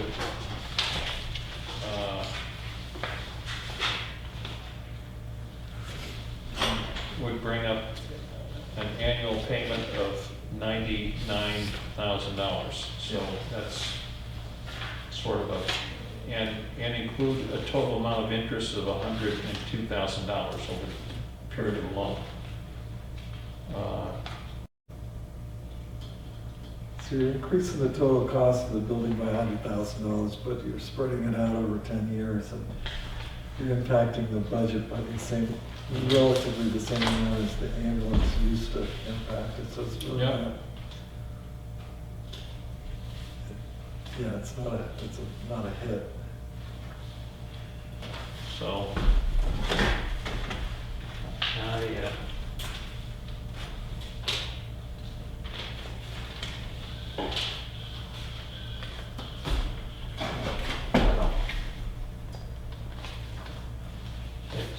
I think that's one way to look at it. I'm satisfied either way. I mean, I don't enjoy debt, but I'm only one voice. And if the budget committee and you, for that matter, want to put out a 10-year note, then I'm fine with it. I have to remind everybody that is a bigger lift, because it's not 2/3 anymore, it's something else. 60%. 60%. Yeah, they reduced it to Right. 3/5. But it's still a 60% lift, as Yeah. opposed to a 51. Yep. And did 50 you plus see one. how DRA said it's 3/5, not 2/3 now? Yes, yeah, the law changed. Yeah, Right. yeah, somebody mentioned that. I missed that. So that's now the same as in SB2. Yeah. So, anyway, You know, yeah, and I think we structured it right, because if it doesn't pass, if they have to have it financed and it doesn't pass, we've got that other warrant article for reserve money. And all of a sudden you got 900,000 or almost $1 million in the bank. mm-hmm, So it makes yep, everything a lot easier for Yep. 2022, except for the price of getting it done. yep. Cool. Now, are you guys gonna recommend Are we gonna not recommend? using the bond? Or are you recommending the bond as that board? Well, we haven't We haven't voted on that. voted on that yet, so,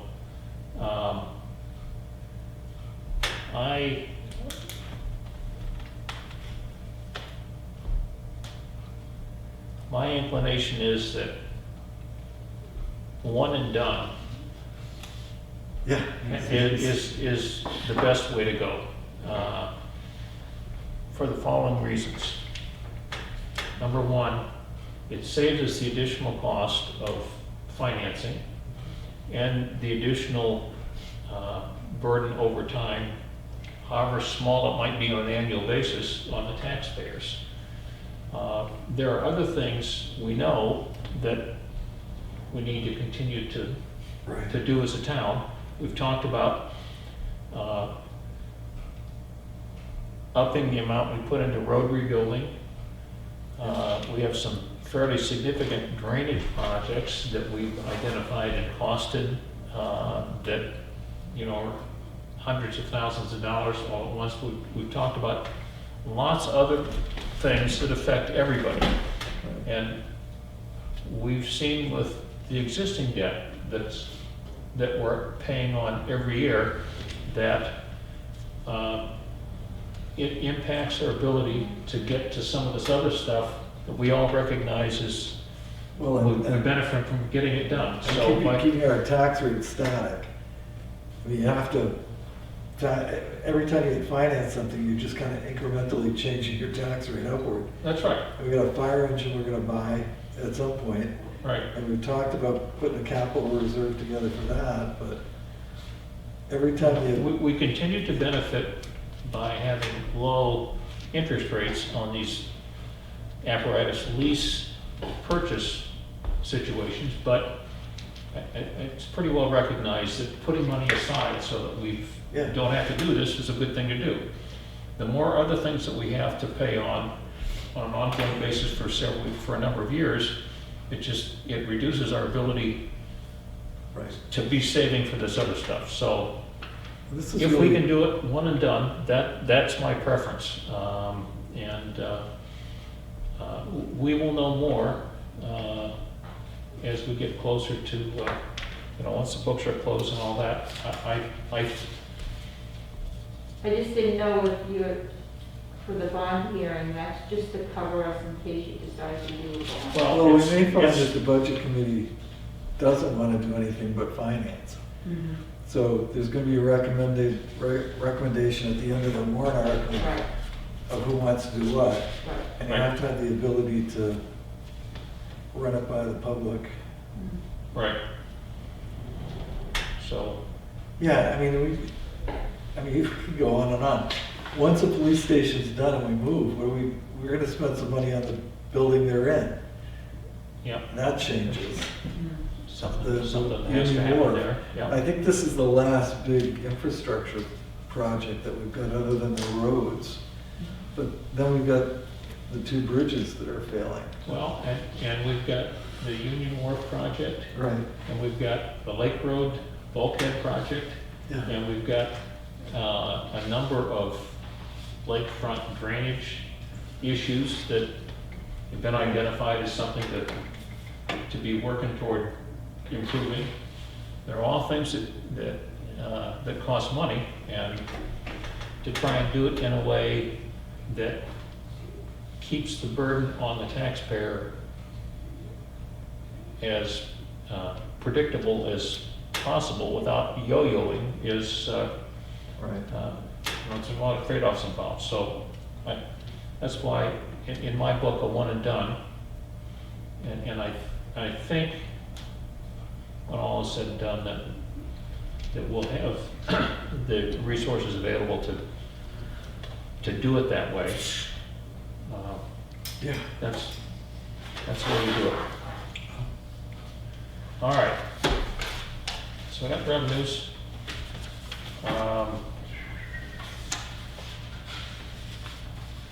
We talked about financing options, and we are going to have a hearing at 9 o'clock on Friday morning, bond hearing, This Friday? this Friday, yep. Lincoln's birthday, to review that. Now, do I do agenda for that? What's that? Do I do an agenda for a bond? Where No, that's, you we're not should- having another meeting, it's just You've that. posted it, I did so put, that's Yeah. the agenda. Right, so it's a hearing. So we have a letter here from Greg and Terry Heppy requesting that we return the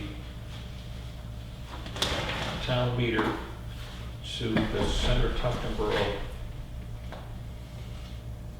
Post Office. I'll read the letter. In the fall of 2015, postmistress at Melbourne Village was looking to retire from her position with the Postal Service.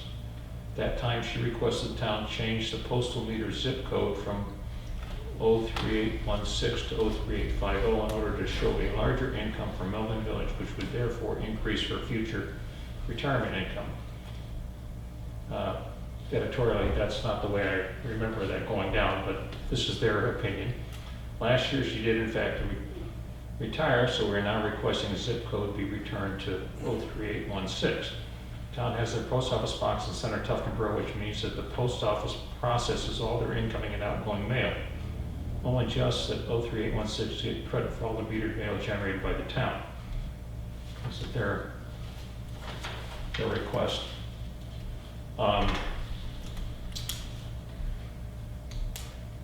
My recollection of why it changed then was that was at a time when we went from having one post office that was actually a Tufton Borough post office.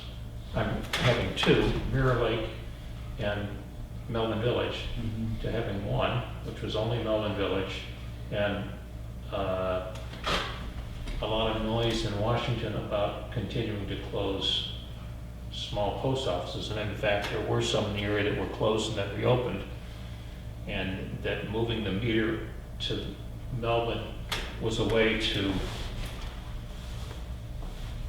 increase revenue attributed to a post office here as opposed to one that isn't here, because, and again, at that time, my recollection was that because Center Tuftonboro is a contract station, they don't get any revenue. It goes to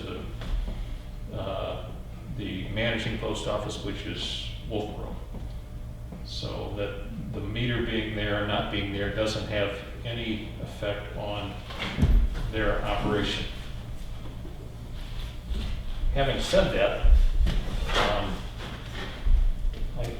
I guess an observation that I will make is that we continue to have problems with mail from the 03816 post office.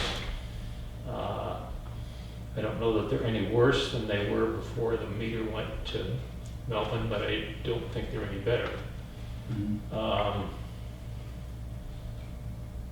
So Well, they seem to think that having the meter back there will affect their contract, which at the time it moved, I know didn't. So I'm all for doing anything we can to get better service out of the post office, but I'm not sure that this is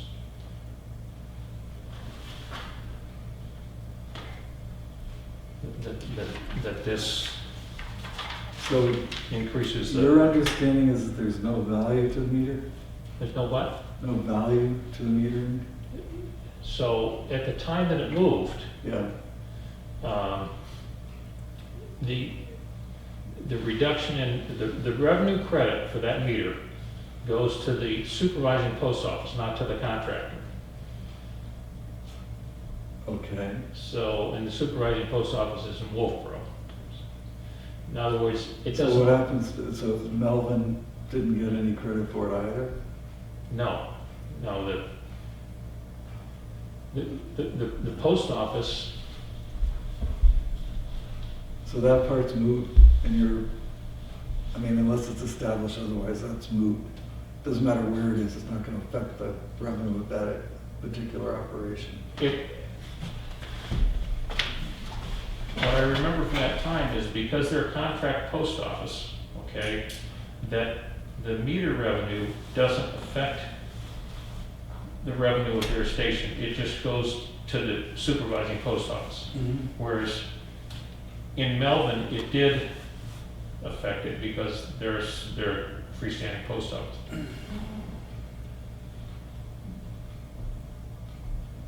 So, anyway, I'm more interested in how do we get better service out of. Well, I think if we combine those two issues, if the Happies feel as though they're being shorted, they're doing all the service now, delivery and post out and in, because all the mail goes through that post office. So it's their position that they need some revenue offset, which you don't think is there, but they do think is there. I guess that's a negotiating point, is that, sure, if you need more money to give better service, we're fine with that. Right. I mean, my position was, and still is, that the Melvin Village Post Office is just a post office. The Tuftonboro General Store is a business, and it's one of the few businesses left in town. And I'm gonna go on the record saying, if we as selectmen can do anything to help businesses stay in business in Tuftonboro, that we need to do it. I'm old enough to remember when a previous owner decided she didn't like postal service hours, and she decided to get rid of it. And the store virtually closed because there was no foot traffic. Mhm. So I can see the benefit of having the post office there from that standpoint. No one's established to me whether there's a revenue offset or not. I mean, I take you at your word that you didn't believe there was one. But I have to take Happy at his word that he thinks there is one, so I guess maybe some clarity there would help. Yep. And I don't have any problem at all putting them on notice that we have issues with certain parts of the service. I mean, they're a service industry, we're a consumer.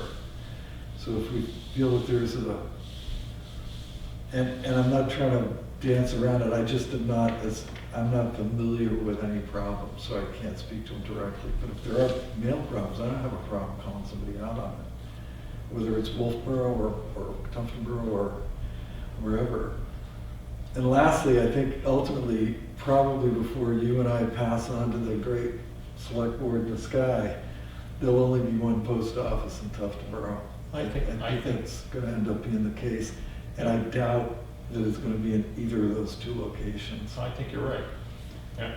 And I'll be so happy when it happens, because then everybody who votes here will be residents of Tuftonboro. Yeah. And they won't be living in the cutest little village in the world, or living on a Mural Lake, or any place else. They'll be living right here in Tuftonboro. So we'll see how much political sway the people on the Gold Coast have, or the people at the club have, to keep Yep. their little post offices. So, do you want to wait until Lloyd gets back and talk more fully? I mean, you and I are probably not going to agree on how to approach this.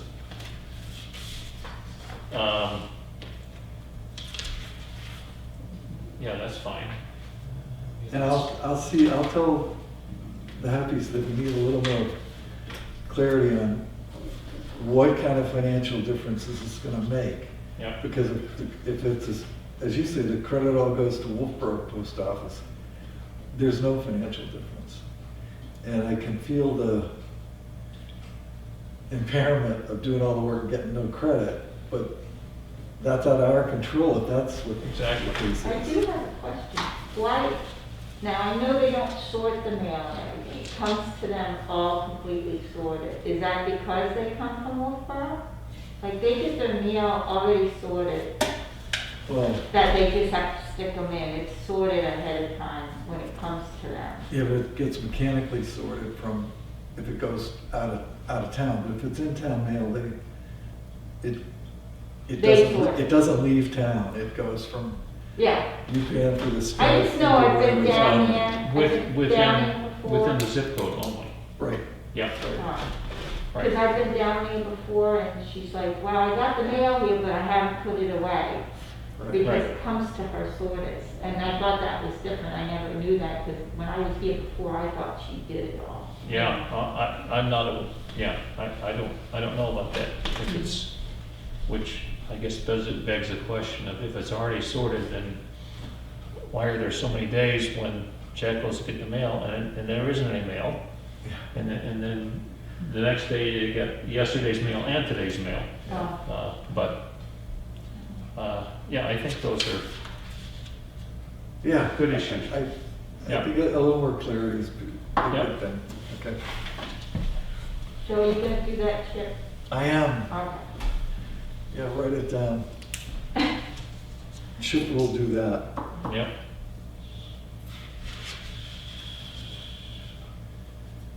All right.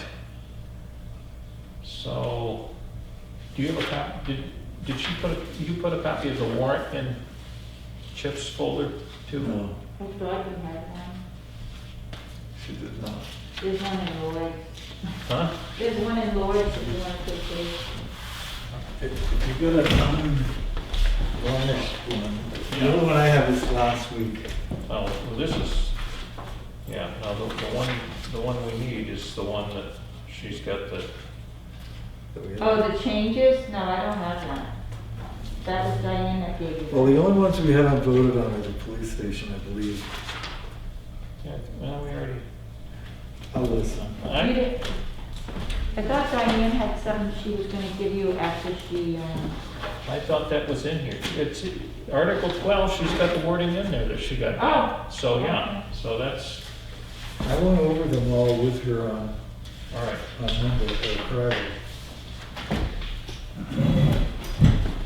Well, the only one that I'm aware of that has errors in it, and they are not DRA errors, they're town council errors, is Article 12. And So,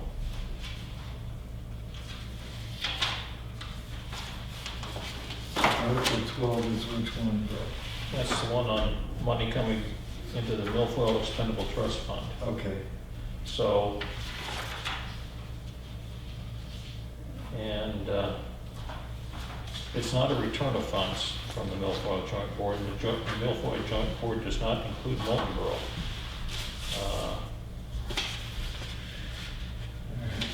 It is a distribution of funds, perhaps. I think that's what you wrote originally. Yeah, Because you wrote that one. yeah. So,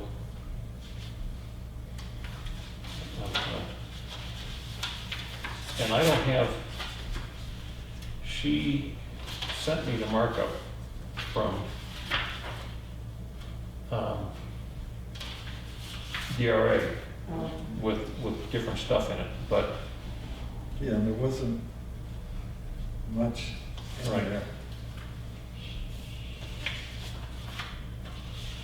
Okay, so Article 12 is, you want to reword that?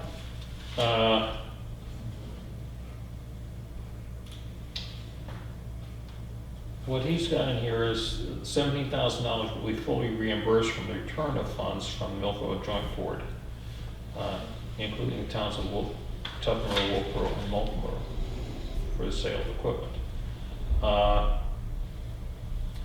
And it's not a return of funds because it's not money that we gave them. Okay, So if we're gonna call it fully reimbursed, it should be from a distribution of funds, I guess I would say. a distribution from who?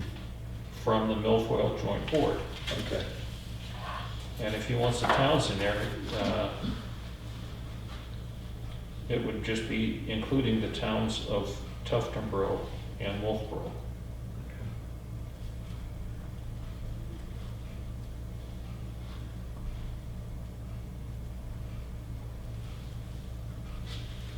so this is a $17,000.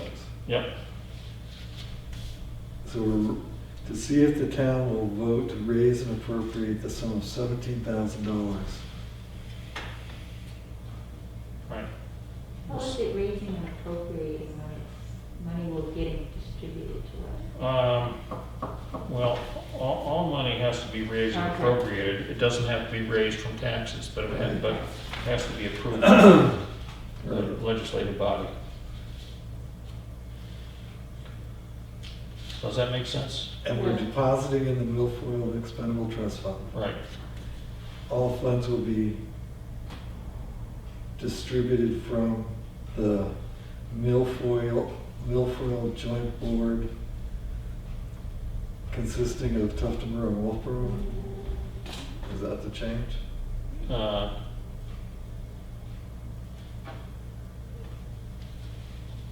Yes, yeah. $17,000 will be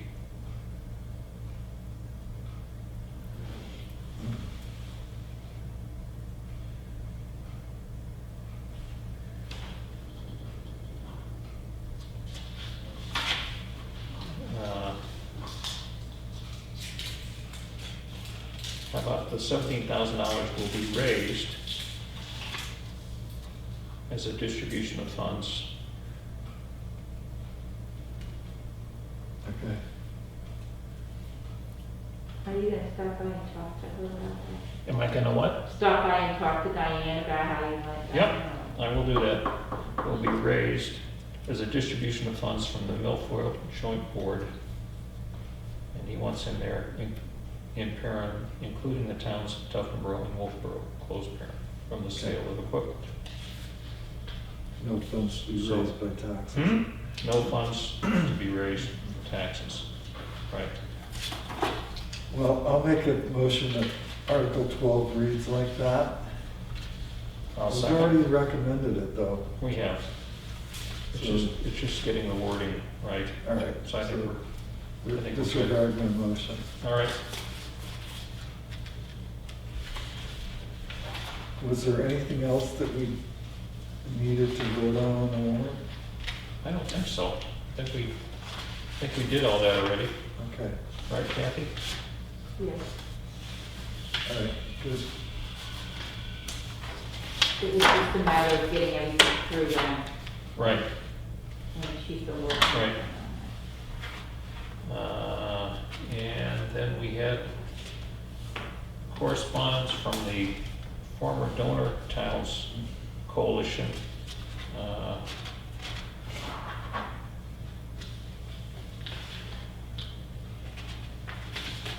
Looking to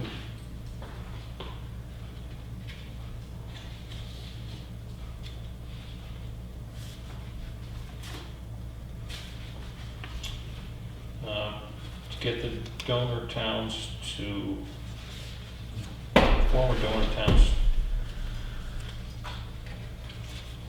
to rejoin an effort.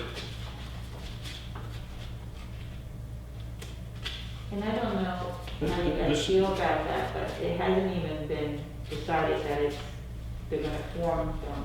Right, Heading so- in that direction, Apparently, when this was operating before, and this may have been when you were on the board before, they hired a representative to, Right, they had a legal defense fund that they started. Right. That's actually what I think. and that's what they're looking to do again, so. Because they want a coalition of communities that are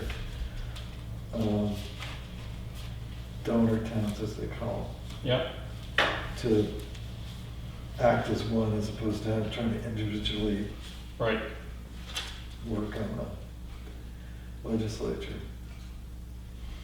I mean, I don't know. When we did it before, we didn't join it on day one. mhm, We waited until the coalition had started, and then I think it cost us 25,000. It was either 25 or 45, but became part of our legal budget. mhm, And it was pretty effective in that it did terminate it kept the state funds in the district as opposed to right, going to Concord and then some of them maybe coming back.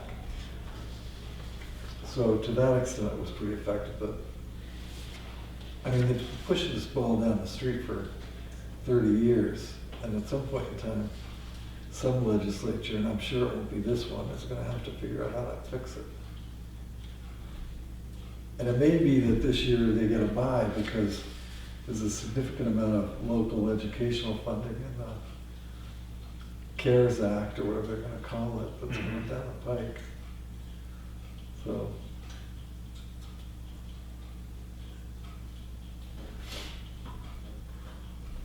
I mean, we're a pretty fat target, pretty easy to hit. yeah, When it comes to the state, because there are only 25 or 2,600 of us here, yep. and we have a relatively low tax rate. So it looks to me like the commission's recommendation, which is not the same thing as the legislature's doing it, but what they're recommending will increase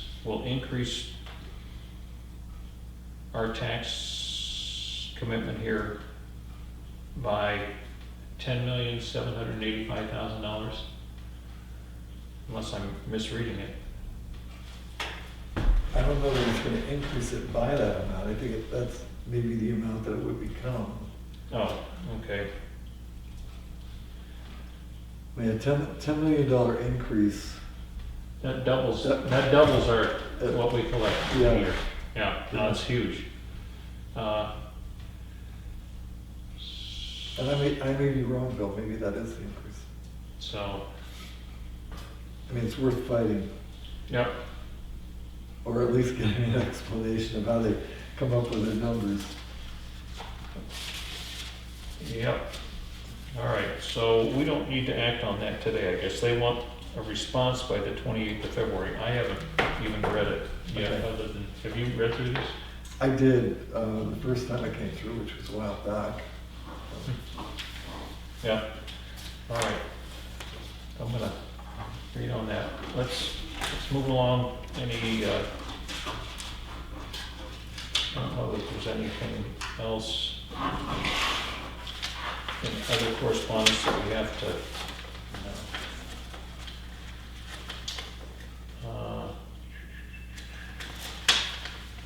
go to. Verizon Wireless is submitting an application to the town of Tuscany for a new wireless telecommunication facility at 20 Eagle Mere Road. Yeah, another one. Yep. So That was in they're the- doing a balloon test this coming weekend, 14th, 15th, 16th. So Carroll County Financial Audit and Management Letter from 2019 finances. If you want some bedtime reading. Yeah, I'll read it next time I come through. Yeah. Wetlands. I'll do it into All right. their own set of problems.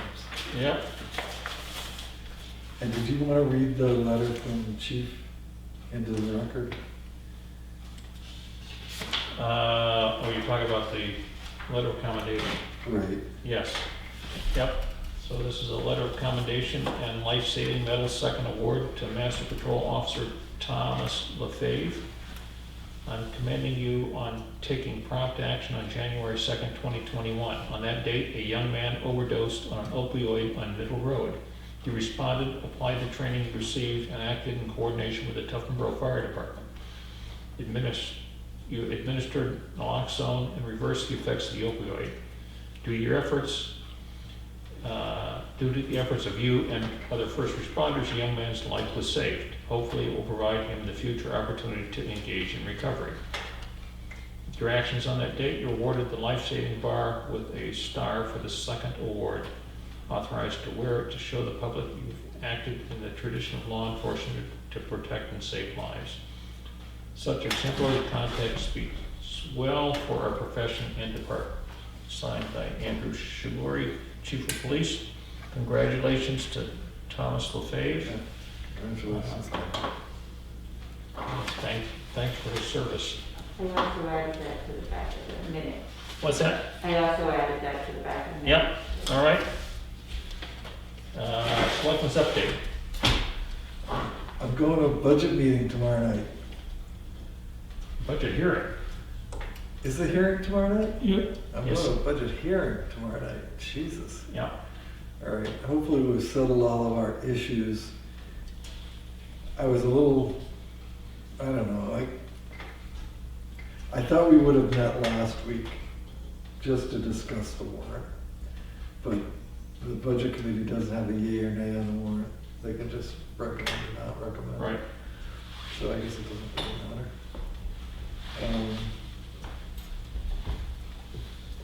I know there was something else I did for the selectmen, but I can't remember what it was. So I'll have to report the next time we meet. All right. Well, I was out of town all week, so I didn't. We don't need any non-public. I did not see any need for Not non-public. that I know. All right. So, Joe, you have Two a hands. question. I have a question.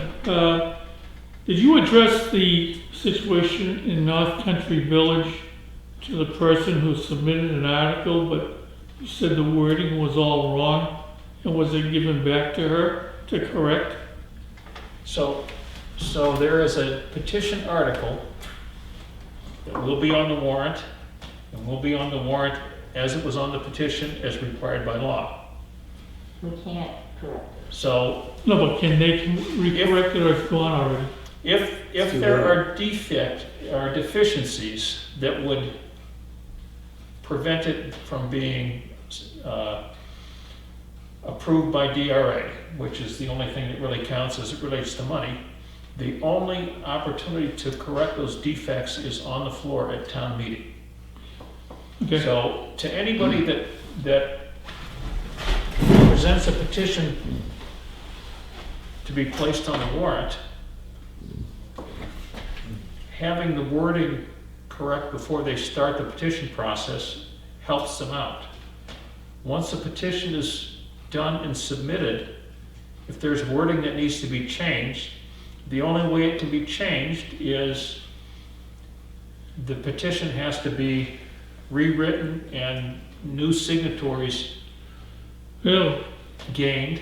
It all has to be done before the deadline, and typically petitions are submitted sometimes the afternoon, at 5 o'clock in the afternoon on the last day that they're eligible to be included. So there are opportunities to correct the defects. And DRA won't even, they're not gonna spend a lot of time on it unless it's a money article. I mean, they'll spend some time on it. Right. But the other issue that that particular warrant article has is that it's directing the town to buy land without any money allocated to it. So even if it were to pass, I think we'd be precluded from doing anything because it doesn't empower us with any money to actually do something. But we okay, don't have any choice but to put it on. I was just curious, looking for the rest of the story. Thank you. Yep. All right, any other business? I don't think so. I think we're done.